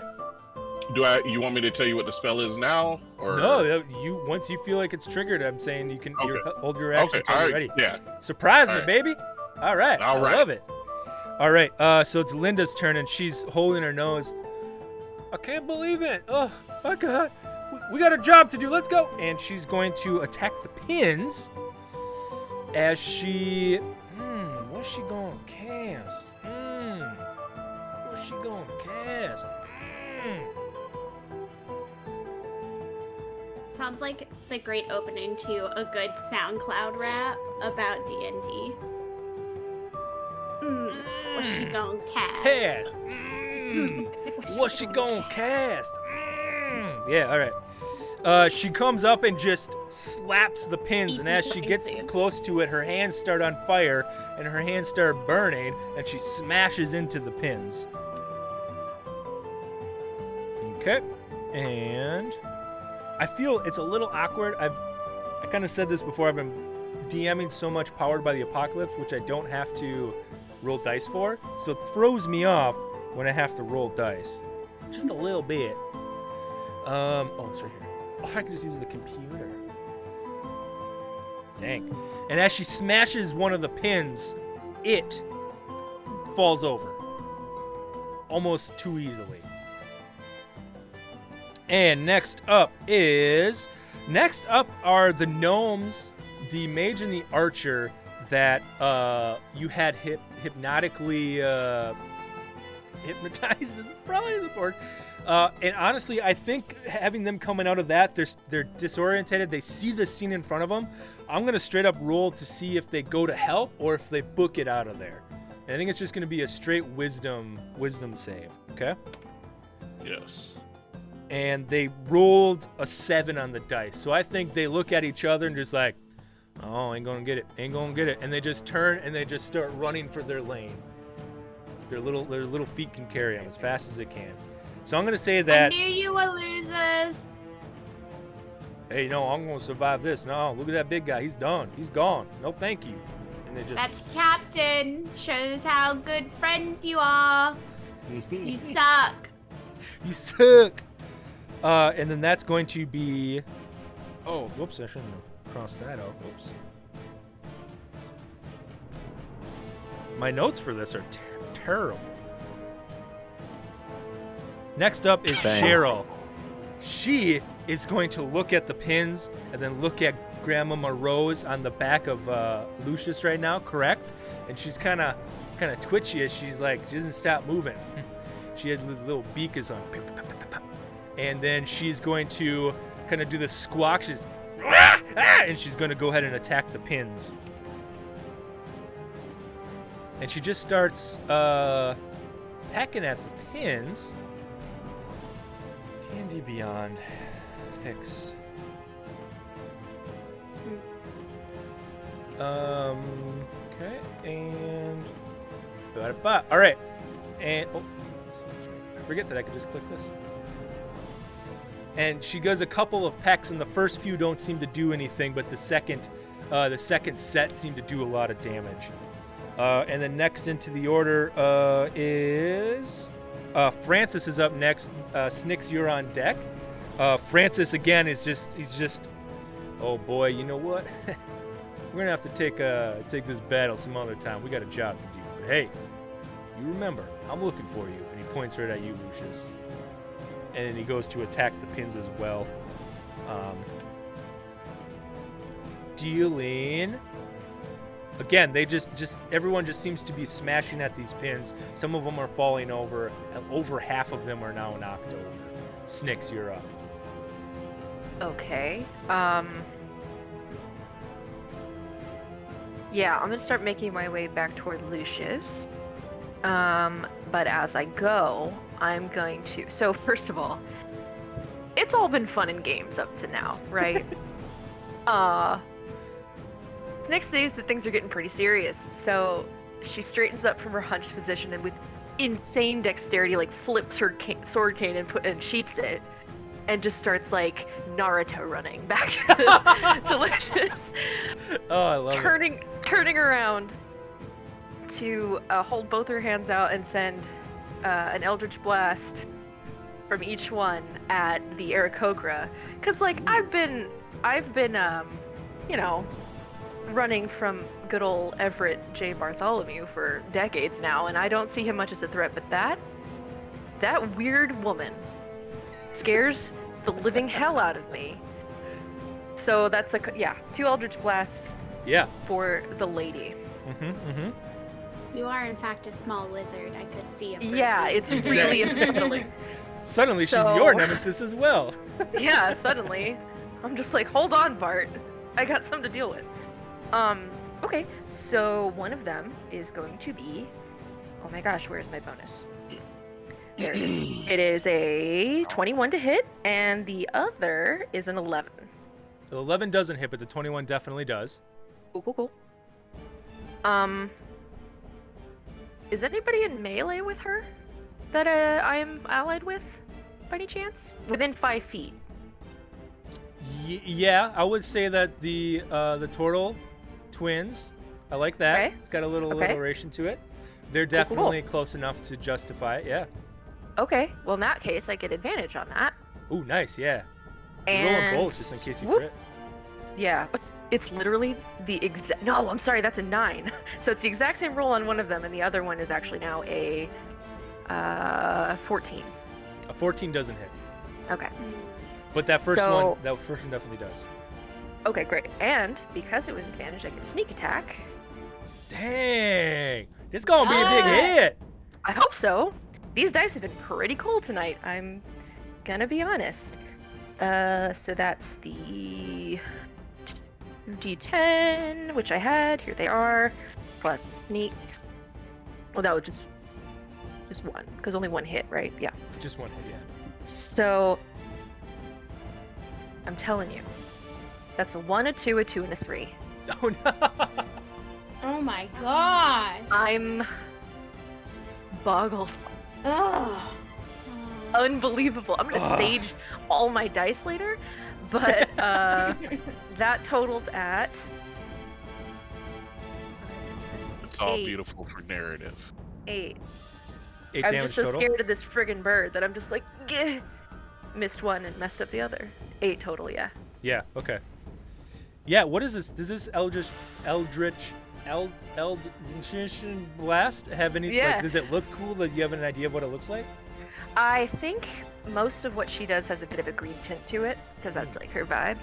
So I think it's like this sort of viscous black fluid, but it's like, you know, those marbles, and it has like that ribbon of color running in Yeah, it. It's totally. Like, it's like That's that. It's like a awesome. smoky black with like the ribbon of green running in the middle. That's so cool. Yeah, so you strike Cheryl, and she screeches, "Ah, yeah!" and she's, you know, looking. I mean, she looked kind of rough to begin with because she's supposed to be dead, but I would say like she's looking pretty rough, you know. But she turns her head and she looks at you, dead in the eyes, Snix, and you just see this fierceness in her eye, almost like a fire behind them. Yeah. She just Bare stares my at you for a teeth. second. Scaredly. Scared. So it's like a Are you scared or are you trying to be scary? Or No, both? no. I'm trying both. I am Both. attempting to be intimidating while being terrified. Gotcha. I love it. Yeah. All right. I gotta roll. I'm gonna say the Goliath takes off because he's looking rough, barely hanging on, since no one seems to be paying him attention. And with everyone else gone, the knight, the other gnome, also leaves. So we're back at the top with Rose, who is currently on the shoulders of Lucius, I believe. So I think being picked up by Lucius kind of takes Rose a little bit out of this. Like, she realizes again that, like, oh, her friends are here. But it's still, like, a serious situation. So she's definitely going to level some more attacks at this crazy bird. Okay. And I think that I'm going to...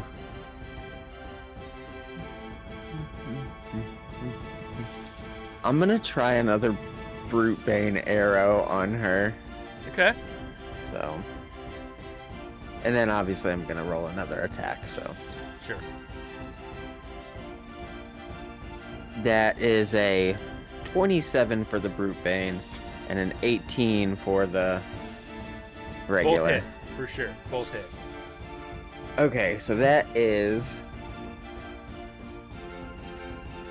a D6 for that one, and 3d10 for the other one. Whoa. Nice. Oh wait, she has to make a Constitution saving throw. Okay.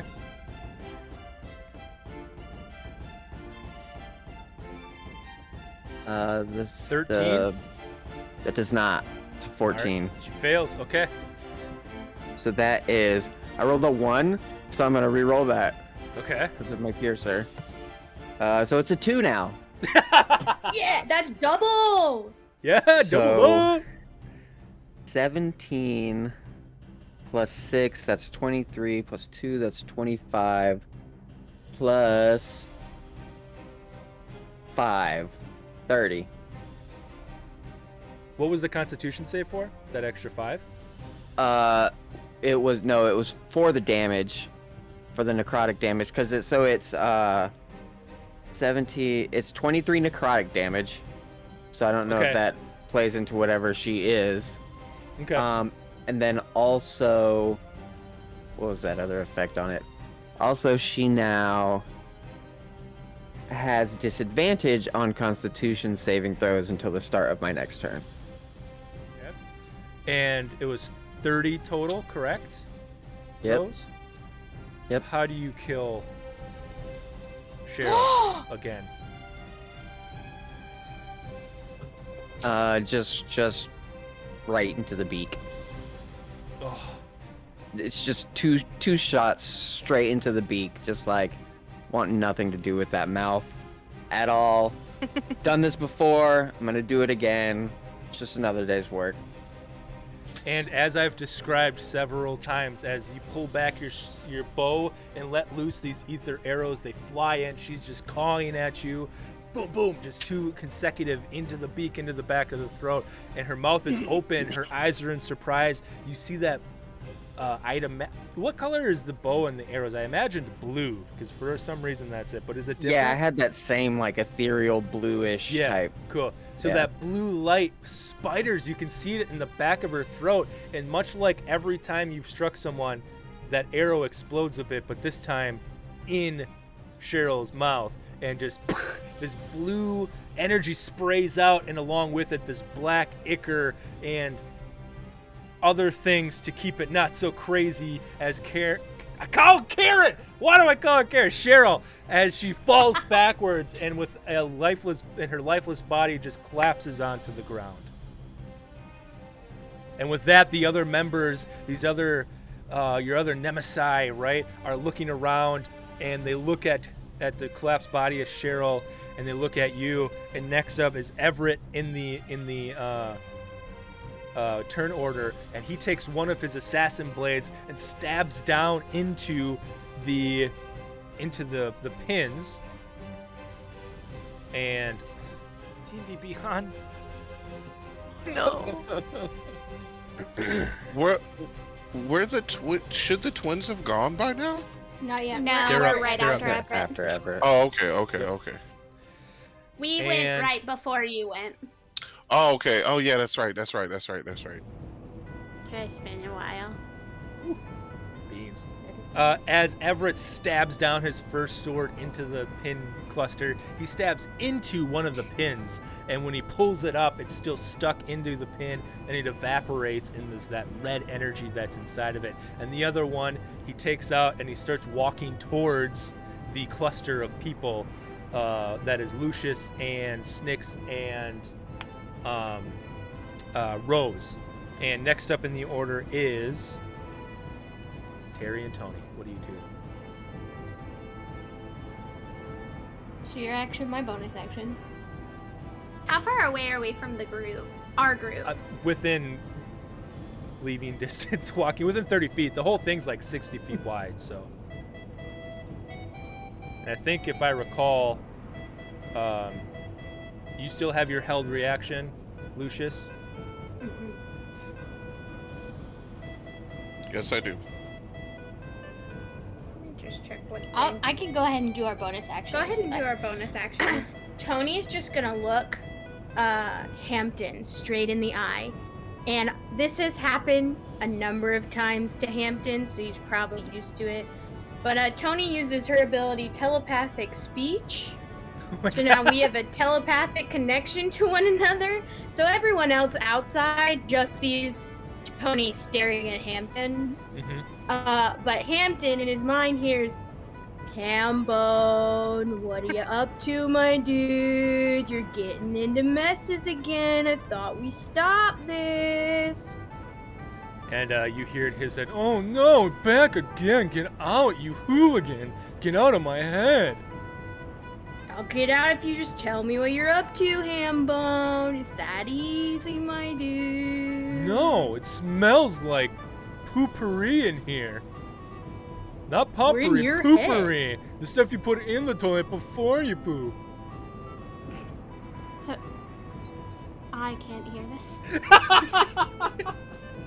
I feel like since we're joined with the body, you get little snippets. It's like a distant. It sounds like somebody is talking like this. Yeah, there we go. Through Yeah. You just hear her out back. Go, that's. So we make things smell better. Yeah, but you go in toilets because you're hooligans. You said we're like going. Yeah. Okay.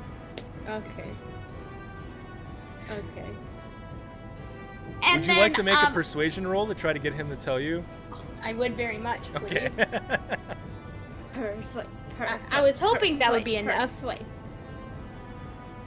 Okay.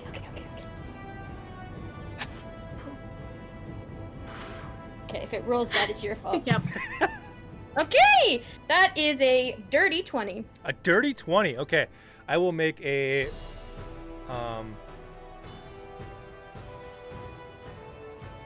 charisma save against it. I'll let you know. Okay. Not that much charisma. Imagine that. Okay. Whoa. Hambone. This dude couldn't convince anyone to tie their own shoes, am I right? Bowling. So what do you say again to Hambone? Which I love. Come on, Hambone, you just tell me what you're doing, tell me what you're up to, I'll leave you alone, or else this will go on for 4 miles, you know the drill, my dude. Oh god, if it'll make you leave, it smells in here. Isn't it obvious? We're here to collect the pins. One of the pieces. Now leave. You won't even win. Toni just says out loud, they're collecting pins, I don't know why, but it seems real crazy. And then I punch and kick his sister again before running backwards. Okay, go ahead and make attack rolls. It's the first one. Oh, Darn it. This dice is my Katy Perry dice today. it's Okay. hot or it's cold. Yep. Yeah. I thought maybe it was a fire. Oh no, Teri. No. Okay, one of those was it does it happen that if I hit it a 10 hit? No, unfortunately not. Just try to check. Okay. Was that one the 10? Uh-huh. Oh, okay. Yeah, neither of them hit. Well, Beans, they both miss. And then we Uh, turn around and we it's- go running back towards. Yeah, okay. It's because my leg is already starting to run. Yeah, I missed that. That's great. All right, yeah, you So- run back to Lucius. Yeah, the moment they break, there's a space between them and us. I'm going to let me see, what do I have to do? This is verbal and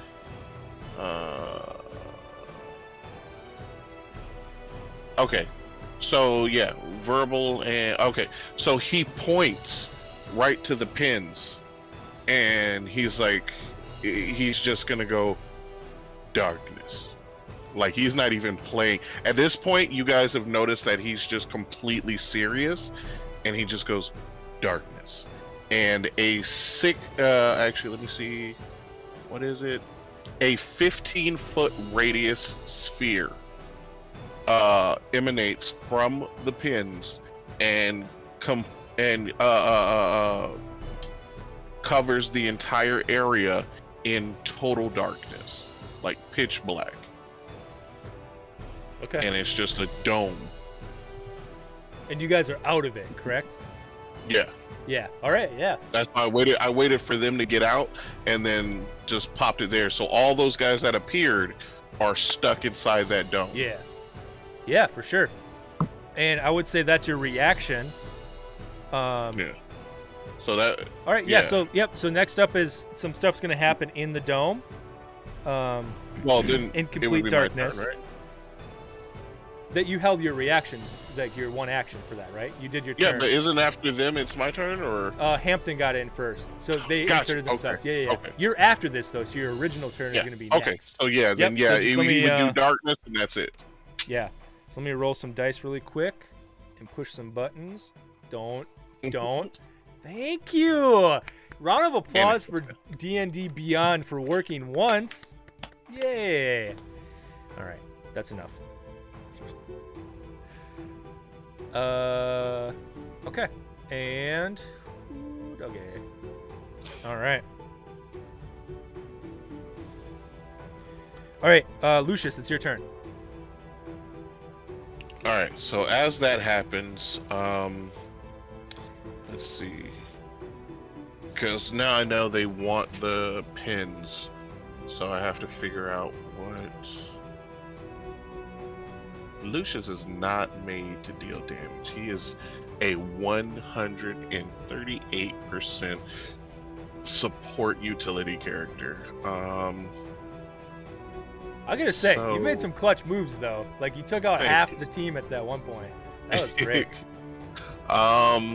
Beans in the chat for support characters. Let's see, hitting. Beans. In the chat. This is my chat. My IRL chat. This is chat IRL. Beans. Right. So, I mean, at that point, he's going to. There's not really much he can do. So he's going to. Now, Adam, Yes. my bardic inspiration Sure. is a bonus action. Would you allow me to cast it twice using a bonus and a standard action? Yeah, sure. Why not? That sounds cool. Love it. Okay. So then, as that happens, I'm just gonna reach back, pat Rose on the back, and just as I pat her in the back, I'm like, now that we've collected, I think we need to shut this down. And she feels inspired. And then, as Snix gets close, I'm gonna put my hand on her shoulder and say, "One's down. Time to take the rest out." And she's inspired as well. And what All die right. is that? That is a D8 now that I'm level Nice. 5. Awesome. All right. With that, we have, with the Silver Strikers out, we have a couple unknown turns happening. So give me but a moment as I roll some dice and hope that. Oh wait, no. Cheryl's gone. Cross her off. Goodbye. Bye, Karen. Bye, Karen. You I can was go gonna do ask for the manager what in heck. What I was going to do is I put notes down for voices. Obviously, I'm doing a great job with Linda, but under by Cheryl, I put a Karen. But then what came out was that weird, whatever you wanted to call it. So that's why I keep saying Cheryl. Would that make her an a Karen Craw? Eric. Era Karen Craw? Gross. That was very good. Oh, that was very good. All right. Oh, beans. Okay. Karen All right. Craw. Snix, you are up. All right. Well. I'm having some trouble because I don't want to kill Everett. Like it's always been this this weird relationship we've had where it's sort of just like, all right, you win this one, I'll get you next time kind of thing. So the violence right now is just so confusing. So she's just like, okay. So I think what she's gonna do is she's gonna hear the fact that they are collecting the pins for some reason. And she's gonna look up at Lucius and say, I think I have to go back into the darkness. So He's gonna look at her and get close to it, get ready, and when everybody gives me the word, I can drop it and we can go in. all right, here we go. So now on that, she's going to whip that sword back out and start running for the darkness. And she can move pretty fast because I think I can use a bonus action to dash. You're pretty But close I don't think I'll. too. Yeah. I don't think I'll need to. I think I'll just. I basically just want to be able to take an action when I get there. So I think Yeah. I'm just going to use my movement and then bonus action to dash there Yeah, for sure. if I need to, and then when I'm there, I'll wait and Yeah. see what So Lucius I don't is think gonna I don't do. think you needed to dash to get there. Like I said, everything's Okay. pretty close. Okay, But cool. yeah, you get up, you ready in action to attack for when this is down. Correct? Yeah, what I'm gonna try Excellent. to do is I'm trying to understand what the deal with these pins are. So once that darkness is down, I want to be able to scrutinize and see exactly if there's a particular one that they're after or if it's any of them. Okay. Like if one looks more valuable than another for some reason, if any like telling features are on the pins. So once that darkness is gone, I'm gonna have that that rapier out, and I'm gonna wait. Well, I mean, I don't think she would have. I think she would be focusing on which one because they already knocked down 2, if I'm correct, right? Well, you can't They- you can't really see anything right now. No, but it was before I did darkness. They Before, knocked down yeah, yeah, because they the- did knock down 2. Yeah. 2. Yeah, the so confusion. I think you would have seen that. So I think you, Well, you yeah. may, may I? instead of looking between either are they going for any of them or one, I think at this point you just be laser focused on which one they're going for because they've Maybe. already knocked back 2. Right. I guess I guess in scrutinizing them, what I want to understand is, does collecting mean taking one, or does collecting mean destroying them all? I don't know what that. Okay. What Sure, you know? sure. So So, Yeah, I'm not- roll a history check. Oh goodness. Okay. Am I good at that? No, it wouldn't matter anyway because I'm rolling real bad. You got a Oh, nat that's a 1? lot. Oh, I'm that seems cursed. familiar. Something's weird. Something Yeah. in the back of your head, even with a nat 1. Man, Okay. that's something. Man, something. I guess all told that equals a 2. Something. If you want to add my something. modifier. Yeah. Something. Okay. Something. Yeah. Rose, you're up. God damn it.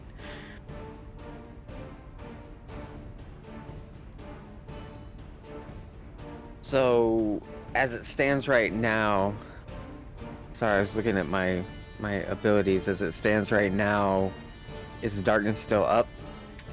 I believe so. Right? Yep. Because Lucius assumed we were running away, so that was his way for us to Right. get out of here.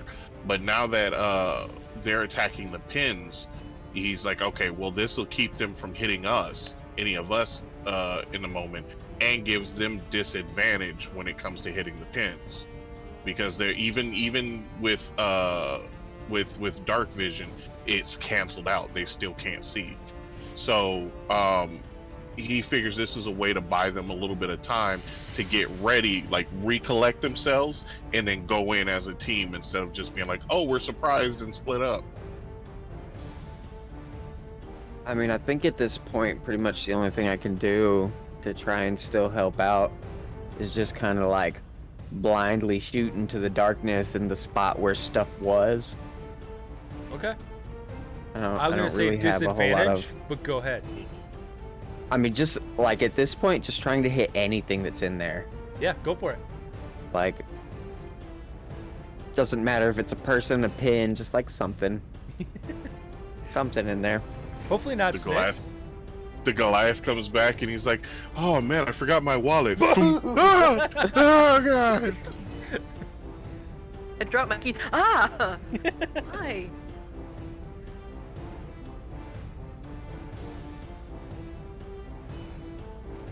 What's up? What does that look? Rolled a 1. Oh my gosh. Okay, go ahead and roll damage. The other one was an 8. Cool. Go ahead and roll damage. Oh no. Cool, great, awesome. I don't like rolling damage. Another How many Another times nat have I one rolled coming a to bite. 1 soul Snix in the ass. on damage tonight? How many times have I rolled a 1 on damage tonight? Did you roll full 3 damage? times. I rolled a 6. God damn it. So how On a much total D6. is that?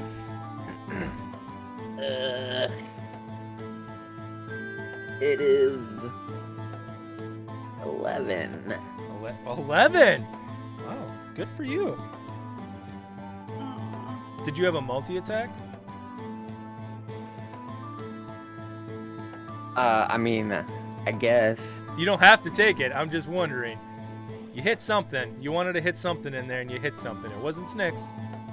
Oh, good. I fully expected it to be me. Mm-hmm. I mean, yeah. Yeah. Okay. Go for it. That is a 19 plus 8 for Bardic Inspiration, so 27 to hit. You rolled a Wait. full 8 on that? Yep. Wow, good for you. Yeah. Okay. So I rolled a You hit. 9, I get plus 10, and then I got a plus 8. Dang. Who do you want to hit in there? Or what? So who else did You have there's Everett? the 4. Everett, Hampton, Linda, and Francis, and then the pins. Linda. Linda? Okay, go ahead and roll Yeah. damage. Yeah, take her down. Let's see here. Yeah, you killed that woman whose kid you stole. No, no, no. That's a The 9. child ran away and happened to run to me. Listen, think about Linda being a nurturing and loving parent. Yeah. This was the best. For the Like, we may have For the injured best. Billy's life, but at least we raised him well, you know? We taught Billy right from wrong. Yeah, and taught him how to chill. With the That's why he best of calls. Very important to have that balance. them. And that's why Billy keeps in touch. His kids, Yeah, though. his Yeah. kids, yeah, they're bad about calling. 9 damage, you said? Yep, 9 Yeah, damage. okay. You just hear a "Whoo" from the black sphere. Alright, so inside something happens. Okay. Wait, so the grandchildren you're talking about are Billy's? Yeah. Billy's a grown ass man, Yeah. and she's coming back like, "Give me my boy." Well, she's still mad about it. He's grown now. Listen, Wait. what do you do with a Linda Rathbone? You know what I mean? Yeah, I mean, I get you. Adam. What do you do with a Linda Rathbone? Hey, Yeah. chat. What do you do with a Linda Rathbone? What do you do with a Linda Rathbone? What do you do with a Linda Rathbone? What do you do with a Linda Rathbone when she's in Alright, a not dark more. sphere? All right. Was that gnome knight still in there? No, everyone booked it. Okay, they all Yeah, are gone. they all left. Yeah. Because they're Um, losers. Losers. All right, Who Teri. is her? All right. So suddenly, there's an explosion of red energy, and the sphere is just dissipated completely. And as you see Everett's ethereal sword in the center of the last pin. And as he picks it up, all the other pins are gone, and this one bursts in the red energy as well. And then from the ground, underneath where these pins were, you see this hole open up. And coming up is this piece of crystal. It's the color of it changes depending on how you're looking at it. It's that kind of prism that just wherever you're looking at it, it's green, it's purple, it's yellow. It's really hard to pinpoint, but it just floats up in the air. And then Everett takes it and he goes, "All right, we got it now. Let's go ahead and get on back. We got more to get." And then you see the swirling clouds up ahead yet again, and they all turn to you, each of them looking at their respective nemesis, except for Cheryl, who's in the ground. So Rose, you're just no one's looking at you. I don't know if that makes you feel good or bad. It's a good feeling. It's a good feeling. Yeah, and as they do, this black energy bolts down into the ground yet again, and when the explosion is gone... Can I, oh dang it. What? Can we try something can we try run real fast? Step of the wind. I want to run real fast and take that crystal if I can. Ooh, okay. Ooh. Yeah. Harry! How are wanna you doing get it. this? Because you... Step of the Step of the wind. What's step of the Step wind? of the wind. So use our full movement and then dash as bonus action. And then if Toni will allow, use the action to yoink and use whatever movement I have left to keep doody-do-do. Should like buzz past them? So you're just so no matter what, you're flying by them is what's gonna happen. We're gonna do a dexterity roll off here, okay? Okay. Now with that, is there anywhere I can help? I think it's happening so fast. I Okay. really think this is 'Cause I'm real you have close. one chance. Now I was gonna You say are the real moment that I close. see them running, I can cast a spell, and there's a one specific spell that I want to cast to help them. That's why I was asking if it was able to. If it all goes down too fast and I can't cast it, I mean, if you understand. think about it, Adam, we are a seasoned party. Sure. We fought You know what? together. Yeah. They know This is our not- every move. This is not the Yeah. first time Toni and Teri have taken off Yeah. after some MacGuffin. Come on. Yeah, let's Yeah, do it. We're Yeah. all focused on the crystal. I was just trying All to, you know. I was just trying it's to good. weave a story, but that's fine. No. That's not what I meant. Not what I meant. It's not my story. It's ours. But I love it. So, I love it. Yeah. What's your All right. spell? so my spell, I'm gonna cast Hold Person Okay. On to Everett. hold him in place. Yeah. Okay. To screw him over, to like, instead of just moving the crystal out of the way or dodging, he's gonna just be like, haha, I have hit. Yeah. So Yeah. Okay. What does he have to do? it is wisdom saving Wisdom. throw. Okay. Please don't By the be power of little wise. squishy dude, we're gonna get this crystal. All right. I'll be smiling. Don't smile. 17. I Oh. mean, yeah, I guess so. You know, that's That's fine. okay, we're so fast. We're Teri. so fast. Okay. so Okay. fast. You are very fast. All right, so I We tried to are- help. Sonic Girls, levels right now. You are moving very fast. So. Okay. Hold on. Okay.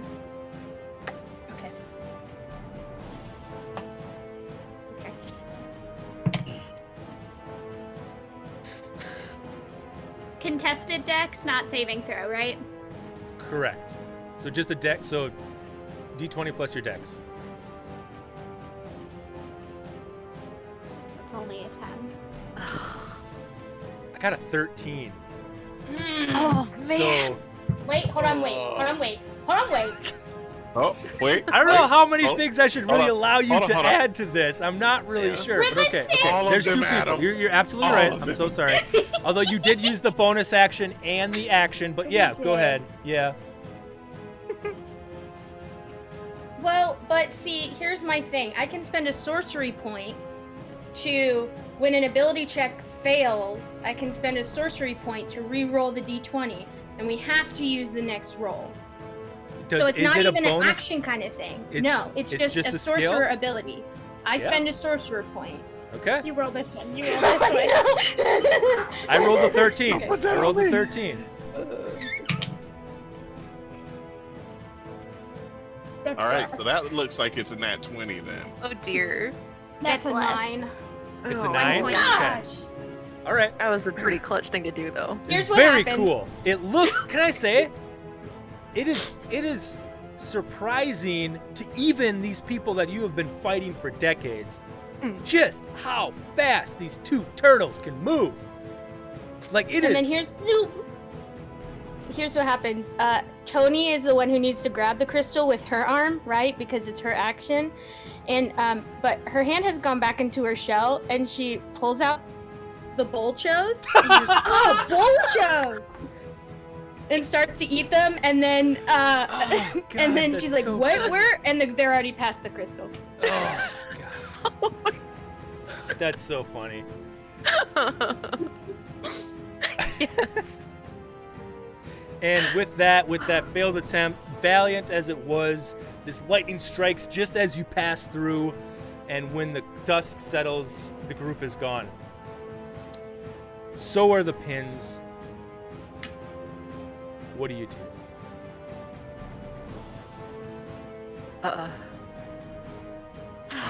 So, Been a why while did since that we've- happen? Is there some sort of check I can make to see why they're here? Yeah, roll history. History. Because as that lightning dissipates and goes back up, you hear this laughter on the wind that seems familiar. Everyone roll history. I don't get bardic inspiration on this too, do I? You already used it, you get 1. Okay, that's what I thought. It's a 15 for me. History. Damn it, the one thing. 17. 17? That is a And- 19. 19. All right. All of you recognize this laugh. This evil cackle that echoes through the sky like thunder. Lose again, suckers! As you hear Bubba's voice on the thunder, your old big bad from the last campaign, the necromancer that you thought you defeated. And who got the 19? You did. And all of a sudden, it clicks. The piece. They were looking for a piece. And you saw it as it came out. You saw what it looked like. And you remembered. The whole reason that you were on the campaign before is Bubba the Necromancer. He was trying to take over the world. And his magic item, the hammer, the pin to take down the world itself, that was his weapon. And you guys defeated him and smashed his weapon into 10 pieces.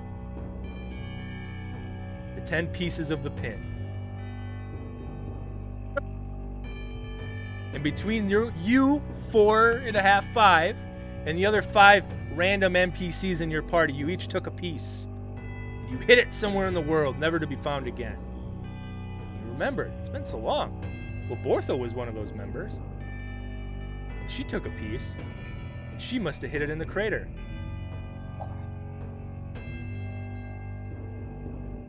And now it seems Bubba has started again to try to collect these pieces. I don't want to speak for anybody else, but do I remember where I hid my piece? Go ahead and roll history at disadvantage. Okay.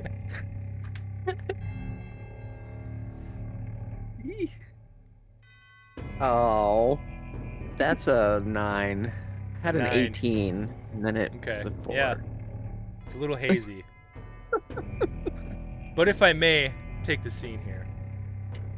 As you make your way back into the icy bing, Bortha's there, and she has this worried look on her face.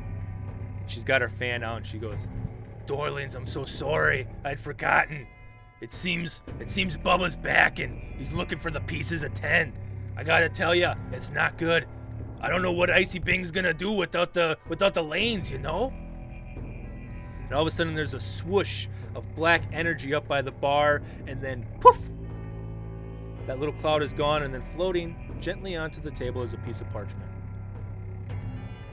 And as you walk over to the parchment and hold it up, you see in big letters, just right on top of it, the Tournament of the 10 Pieces, hosted by Bubba the Necromancer. Bring Bubba the pieces of 10 and win a big prize. The bowling tournament of the century. And that's where we'll end our session. Ugh. Boy. Yay! Thank you so much. That was great. Oh, Oh my that was gosh, what a fun. That was fun fun. premise. I was thinking like when you went to go get that, I'm like, all right, well we just finished this battle. Okay, I kind of put this like escape clause in to end it. I'm like, all right, let's do it. All right, well everyone watching, thank you so much for tuning in. Beans in the chat for my players. Come on, that's great. Round of applause. Thank you so much. Be sure to Yeah, you follow put them. And for Put Adam. some beads at the chat for Adam. Oh, Yeah. Oh, beans. absolutely. I don't need any. It's You fine. did a great job. Thank you. Well, follow everyone here. Make sure you check out what they're doing. It's all in the chat right now. It's being shouted out, I'm sure. And again, thank you for watching. We will be back with another episode next week. Same time, same place. So until then, have a great rest of the week. Bye-bye. Bye. Farewell.